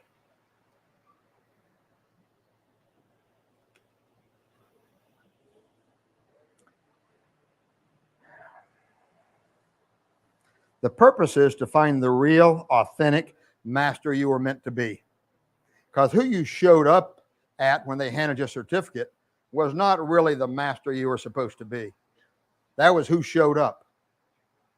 Nobody ever delved into who am I and what do I really want. We just kind of ended up here because you never really thought about it. Who am I inside? What do I really want inside? And that's what the Warrior Master Program is about, and that's what I'm going to try to share with you. I don't want to leave anything out. Trying to answer the questions of who am I and what do I really want as I dare to be great. There's 5 sessions. 99-day becoming extraordinary. Number 1, 5 parts. Number 2, warrior training.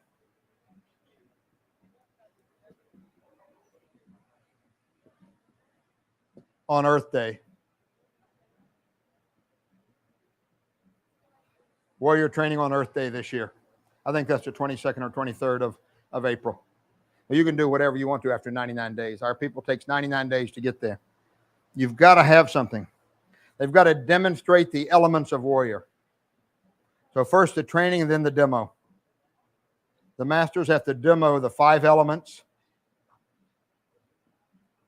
of the warrior program. I'll answer questions later if you have them. Number 4, receive certificates, rings, master uniform. Number 5, the schedule for the rest of your life to live extraordinary life. That's the 5 parts of it. It's not, here, you're a master, take your certificate and hang it on the wall. It's not that. Here, give me $3,000 and you're a master. It's not that. So in your own, when you're trying to change people, don't try to change the outcome. Try to change who they are. Try to help people be better. Help people be extraordinary. Now this part has 9 tasks that must be done daily the first 99 days. It's very simple. Not about losing weight. It's not about getting in shape, although that will probably happen. It's about fundamentally changing who you are so that you can be highly successful going forward. Most people think, no, this is who I am. Right here, this is the real me, because they never thought about it. Is there anything you could do right now to make you worse? Anything you could be worse? Are you as bad as you could get? Anything you could do to make you worse? Not show up for work, maybe get divorced. What else? Spend too much. What else could you do to make you worse? So if that's true, do you think there's anything you could do to make you better? There's anything inside of you that you don't know about? Probably, because you never looked there. You've never delved inside of you to see, wow, how can I be better? That makes sense? Anybody interested in going forward, or you got enough info? Nobody? Okay, 4 guys over here. I knew I'd find at least 4 or 5 that I could help. 5? Okay, 6, 7. Okay, good. So the 9 steps. I wish I had a child I could punish by making them erase everything. These parts, I don't have time to cover because they're not here yet, but the 99 days you can use right now. You can pretend to be in the Warrior Program, and you can dramatically change your life right now. Number 1, you already did. Number 1, what do you think it is? You already did it. Set your damn alarm. Set your alarm every day. And that means, here's an agreement we have to have with each other. I will do whatever's required. Say it. What's required is you set your alarm, not Google, not your watch, not your phone. Because I want you to specifically go in and push the buttons each night for the next day. Make sense? This discipline, if you only did this going forward, you would dramatically change your life. Dramatically. Not an accident. Dramatically change your life if you only did this. Said, well, who's going to answer the alarm at 6 in the morning? I know that's what some of you are thinking about, right? Well, I'll talk about that in a minute.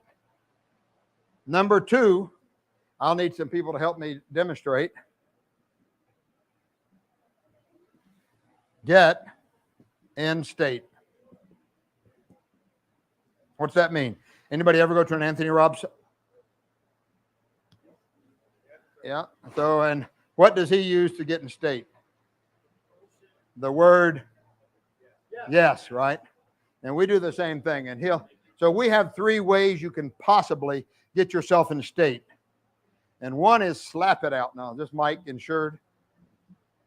Okay, watch. You can slap it out. Yes, yes, yes, at 6 in the morning.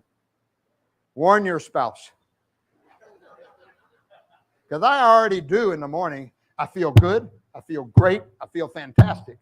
But it's not always at 6.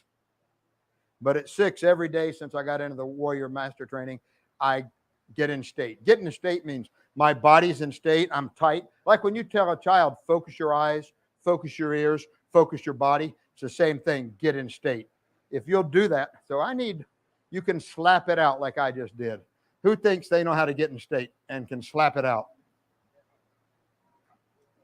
Show me. Is that exactly how I did it? Close, right?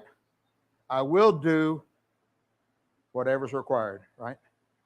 Yes, yes, yes. I can pick up my rhythm. I'll do the same side. Try one more time for me. Get your whole body tight, your stomach tight. Go. Okay. Is he afraid to yell loud or has he got a sore throat? I'm asking a question. Sometimes margaritas will do that. Okay. I can pound it out.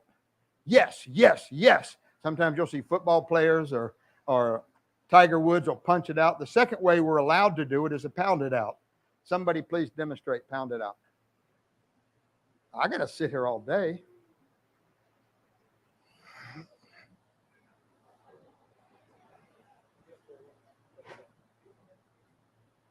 Until somebody does it.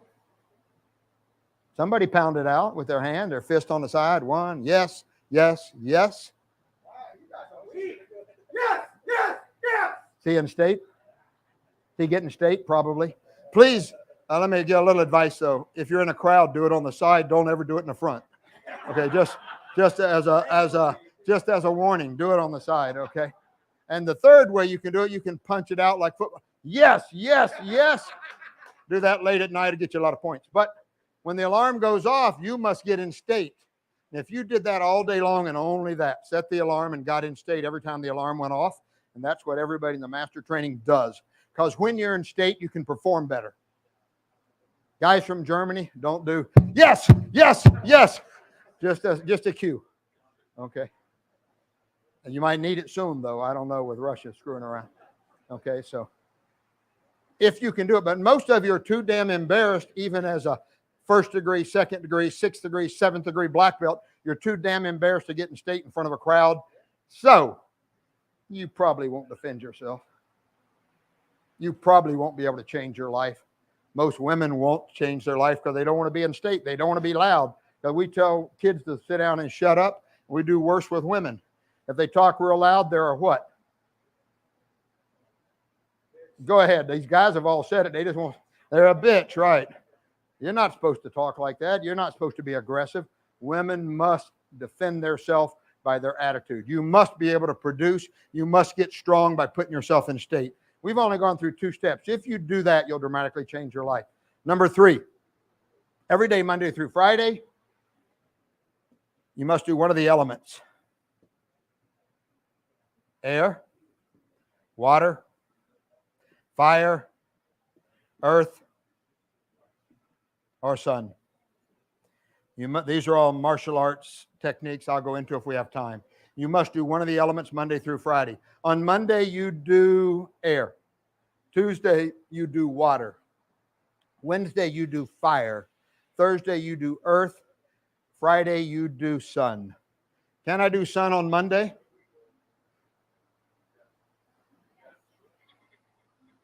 Can I replace air with sun on Monday? Somebody else? Because you already told me I will do whatever's required, and Monday's required what? Air. But see, like everybody else, you will try to change shit. Like all your instructors, you will try to change. I'm just asking you for 99 days, don't change it. Do what's required. Okay? Everybody with me so far? Okay, don't change it. Somebody said, well, I have to do it in that order. What's the answer? Why? You do what's required, right? So if you tell your staff that, now, when you're trying to do business, the hardest thing to do is get them to do what's required. The hardest thing to do to keep a relationship strong is to do what's required. The hardest thing to do with money is to do what's required. Do what's required. I will do whatever's required. Okay. Number 4, affirmations.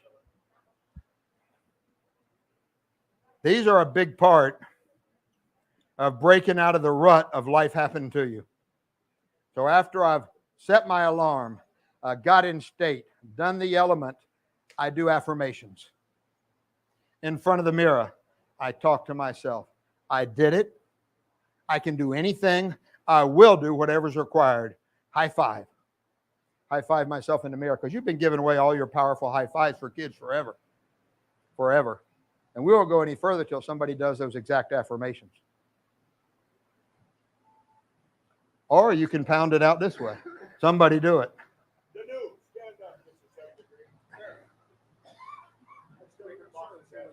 Excuse me? These 3. No, these 3 affirmations only. What's the first one? I did it. I can do anything. I will do whatever's required. Not whatever it takes, because I might, whatever's required. So let's do it as a group. Maybe we have more confidence. That's all right. I got this. I got this, sir. Thanks for your help. All right. I got this. I know. I what? I did it. I can do anything. You go ahead and say, I will do whatever, not whatever it takes, whatever is required. One more time. I did it. I can do anything. Go ahead. You do the, I'm going to lead you. You say the last word. I can do anything, right? I will do whatever's required. Whatever's required. So now, without me trying to pull teeth, go ahead and do all 3.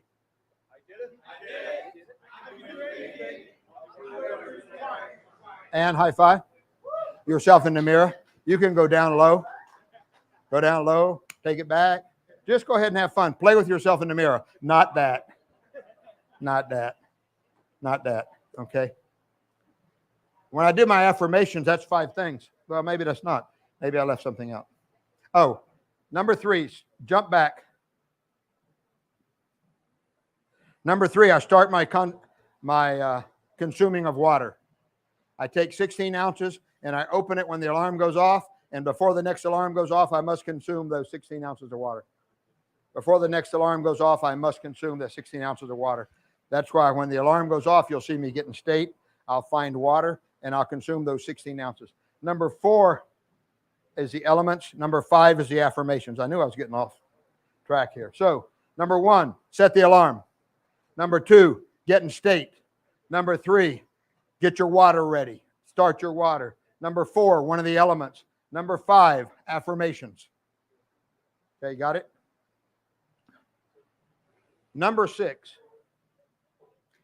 find one brilliant thing. Find one brilliant thing. So here's my master journal. And what are brilliant things? They're whatever you decide, right? I'll just go back to the beginning. Now, some of these ladies don't judge me. So it got to be down to 65 degrees. So on that day, I put heated seats.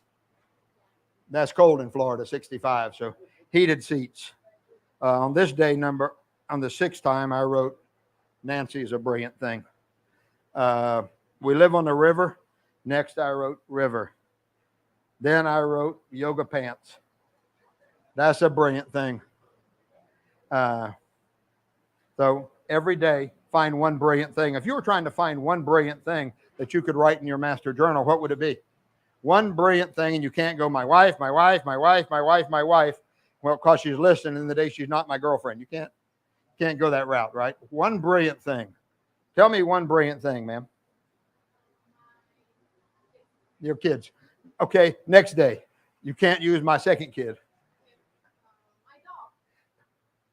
Somebody else. Tell me one brilliant thing. Two friends. Now, everything's people. Tell me one brilliant thing. View from the van of somebody getting run over on a motorcycle. Somebody else. One brilliant thing. Your motorcycle. One brilliant thing. You listen to me. I don't know. Listen to one brilliant person. No, go. Huh? I can't understand. Your health. My health is brilliant. Somebody else. The ocean is brilliant. Somebody else. One brilliant thing. If you had to find one a day, it would change your life, because most of us going through life only spotting the shit that's wrong. Yes, sir. Go. Your program director. Can't use her every day when she's just listening. What else? I like it though. It's not always people. One brilliant thing, not one brilliant person. How about the color red? How about birds? Yes, ma'am. Go. Huh? Heated steering wheel. How about hot water in the shower? How about a car that starts? How about clothes that fit? How about what else? One brilliant thing. Yes, sir. Waking up on time when the alarm goes off at 6. Somebody else. Yes, sir. The sun. The sun's in my book also. Somebody else.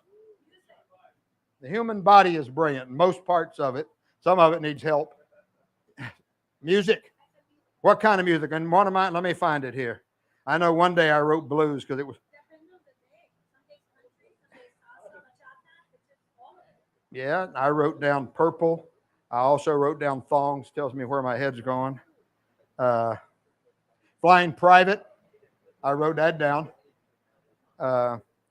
Somehow when I got to Mexico, I found out that cheese was brilliant. I didn't know cheese came in desserts and everything else. They put cheese on everything, and that's pretty brilliant. So find one brilliant thing every day. Now, everything goes in a book, and in the book, you'll see that every day it's marked 6, 9, 12, 3, 6, and 9. And I write it down. It says 6 a.m. on the 13th day of this thing. I got in state at 6. I drank water, and I did fire, and I did affirmations, and I did my water, and I was fasting that day. I wrote in that one block. So if you'll start using this system, your business will change dramatically, and your relationships will change dramatically. Number 7, there aren't many food restrictions on this, but there are some foods that are not good for the human body. One is wheat. Wheat causes inflammation no matter how much you like it on pizza, pasta, and everything else. Get cauliflower pizza, do something else. Don't eat wheat for 99 days. You'll change your life. I didn't say sugar. I didn't say alcohol unless it's got wheat in it. Don't eat wheat for 99 days. You might lose weight. That's not the purpose. The purpose is to remove inflammation from your body, mainly your brain. It's the number one cause in the United States for Alzheimer's, is all of us eat wheat. It's the worst disease in the world. My mom died from it. I watched her deteriorate till it was somebody else, and life was not worth living. Do not eat wheat. Okay, that's on the food part. Number 7 is food. No wheat. Also, intermittent fasting, Monday, Wednesday, Friday. No eating before 12 o'clock Monday, Wednesday, and Friday as part of the whole food regimen. Everybody got it? Number 8, embrace meditation. Embrace meditation, not quiet meditation where you contemplate your damn navel. Not that. Guided meditation. And as one of the elements is sun, that requires a meditation, a particular one. I buy it for $5 a month. I'll share it with you. You have to have this one. This one meditation will change the way you see things. It's write this down. Divine masculinity for men and women. It's divine masculinity. It takes about 17 minutes. It's also Friday's element, the sun. Divine masculinity. And it's under, the website is OMVANA. That's the app. OMVANA. It costs about $5 a month. You'll get thousands of meditations. Do this one on Friday morning. Ms. Papel and I did it this morning. It dramatically changes the way. Anytime you're down, do this. We also do feature casting meditation. where you're seeing your results in 99 days. We do future casting. And that's, if we have time, I'll go over that. The last one, number 9, journal it in a book like this every day. Write down all of it. That's number 9. Journal it as it goes, not at the end of the day. So today I wrote down at 11:45 when I was supposed to go. I thought a brilliant thing was number 4 because Randy allowed me to help hopefully one person every day. I don't know if I did or not. It's a lot of information. Hopefully somebody got something out of it, but I consider this a brilliant thing that I was able to do number 4, which in my system is help somebody every day without thought of remuneration. So I wrote that down. Yesterday, somebody else said to son, I said to son, number 9, I shouldn't have said this. On all the brilliant things, I put parentheses around it. And I looked yesterday at 9 o'clock, we went to dinner and I wrote margarita. Sorry, I thought that was a brilliant thing. We went to the lobster house and it was really, really good. So if you'll look through, I mean, I got brilliant things. Sun, purple, thongs, Nancy, lavender, flying private, cheese. I mean, there's a brilliant thing every day. And every time I do water, I put water and check it off. Every time I do one of the first 5 things, I write it down. In the second 33 days, at the end of every time frame, you'll write something that was significant in the time frame before. So, in other words, the next time the alarm goes off for me will be what, 3 o'clock? So I've got to write down something significant that happened in this last 3 hours.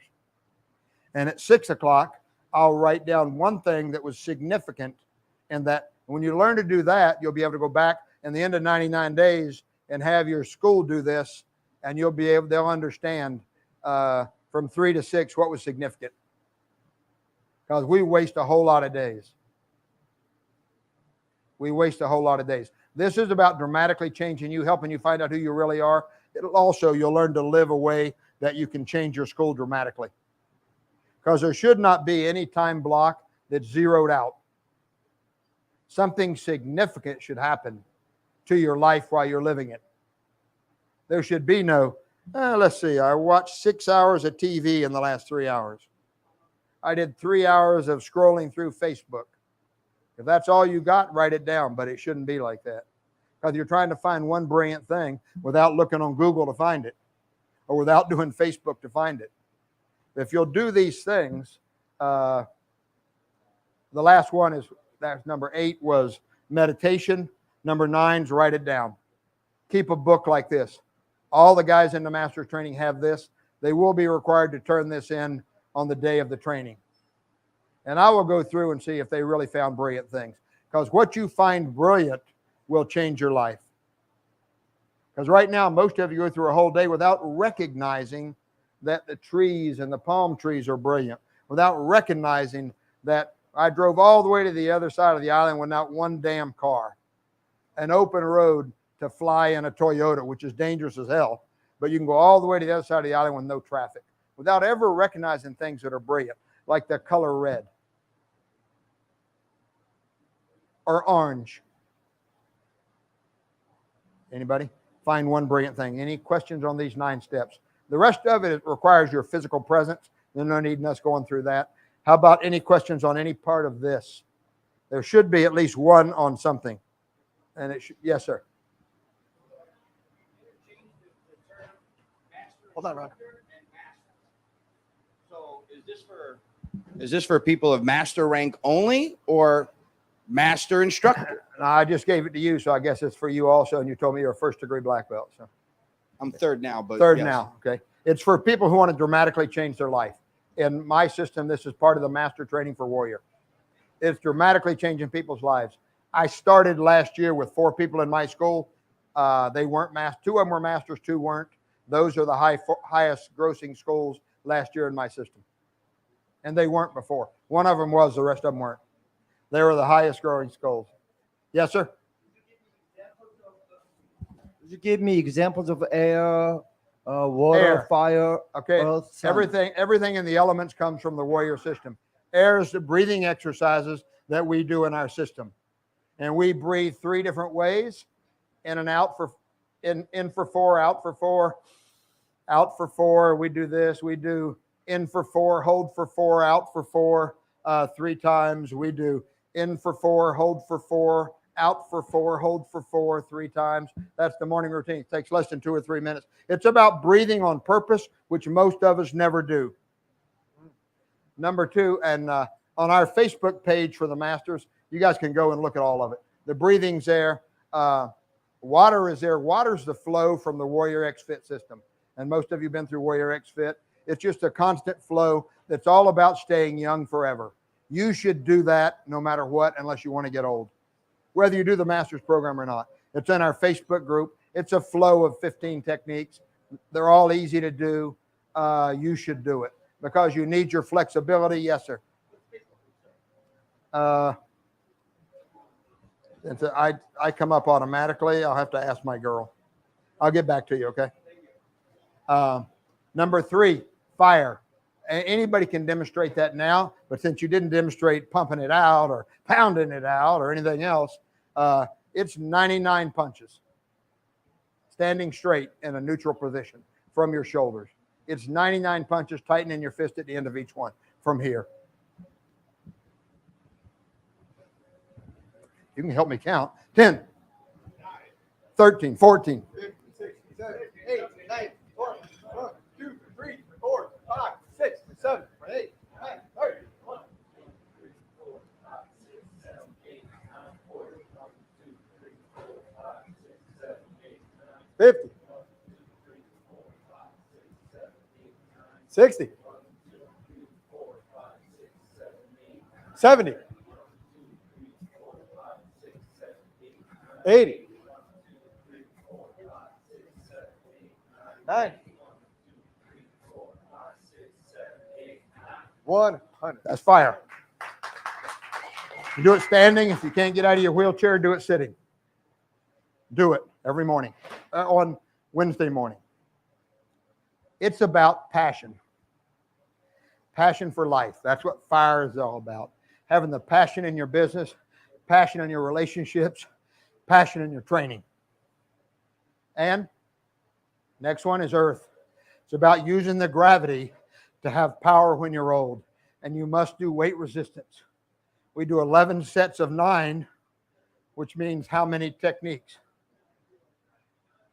Can I do 100? No. Why? The 99 is what's required.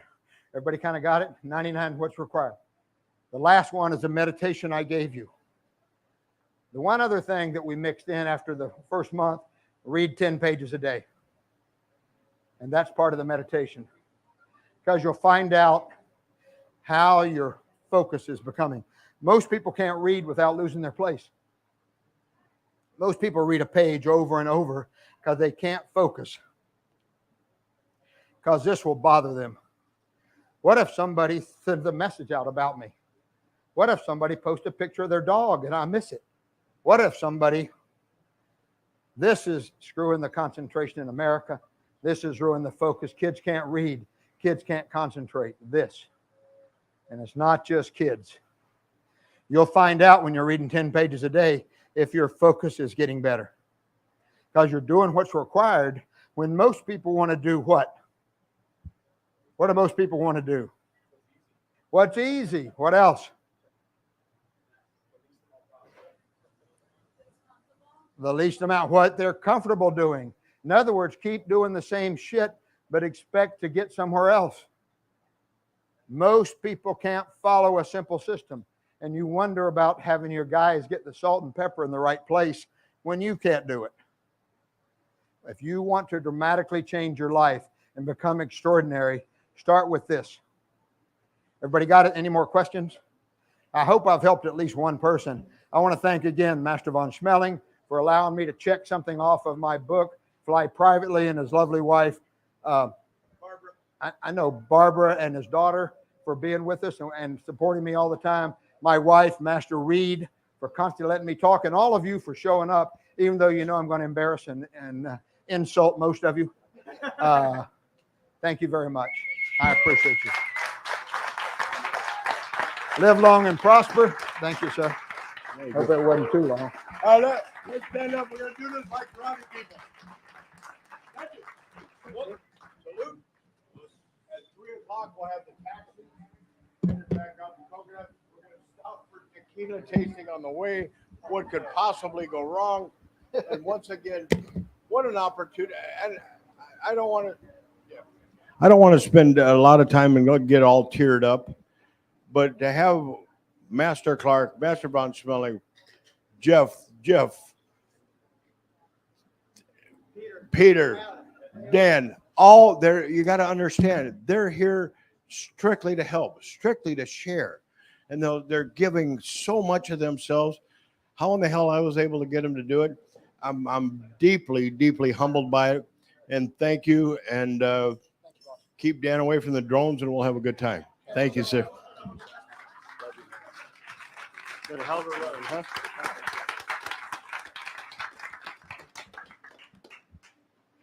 Dismissed.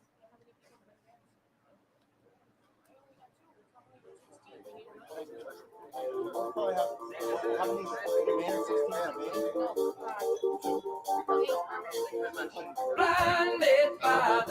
3 o'clock in front of Casa Mexicana, or not.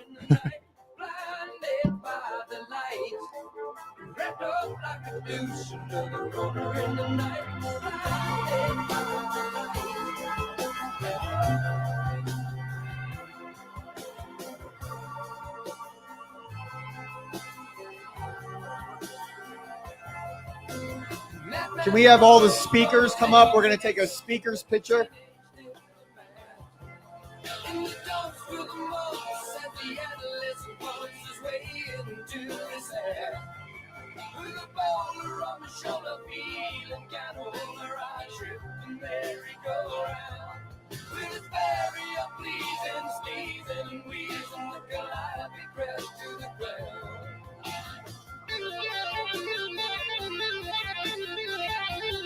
Mr. Von Schmeling, can you come up here for a picture, sir? All the pinas. Peter, all the speakers. Can we get the speakers up here for a picture, please?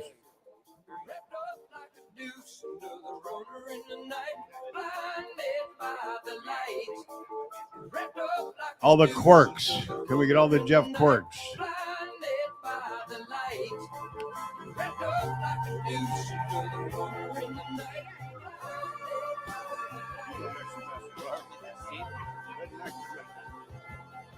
Some silicone sister with a manager mister told me I got what it takes. She said I'll turn you on sudden to something strong with a song with the funky break. Test. Danu, get up here. You spoke. Get your button. Get your.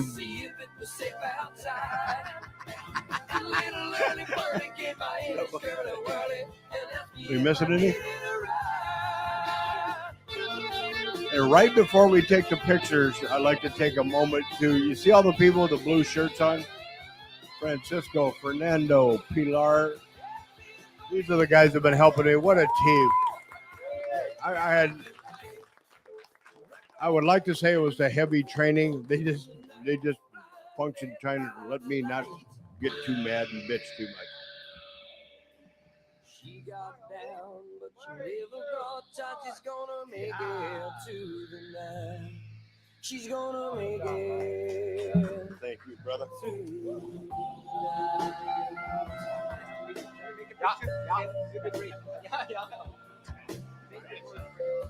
you so much. Thank you. Always thank you. You guys worked so hard to get here.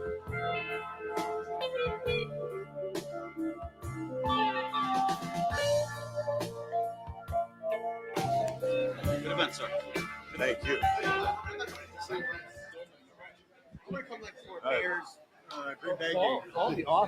Sing with it. Well.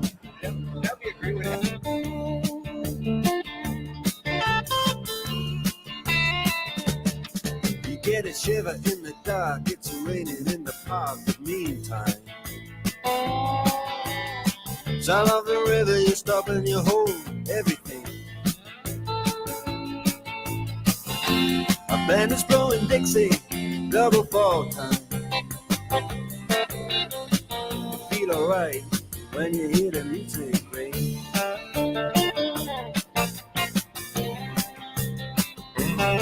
Well, now you step inside, but you don't see too many faces. Coming in out of the rain, they hear the jazz go down. Competition in other places. But the horns, they blowing that sound. Way on down south. Way on down south, London town.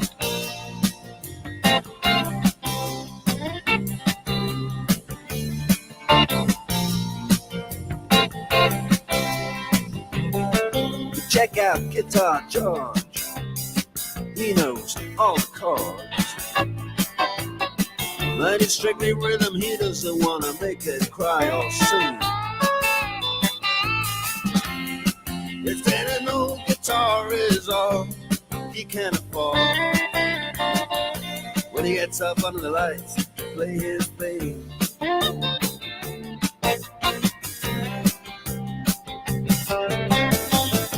And Harry doesn't mind if he doesn't make the scene.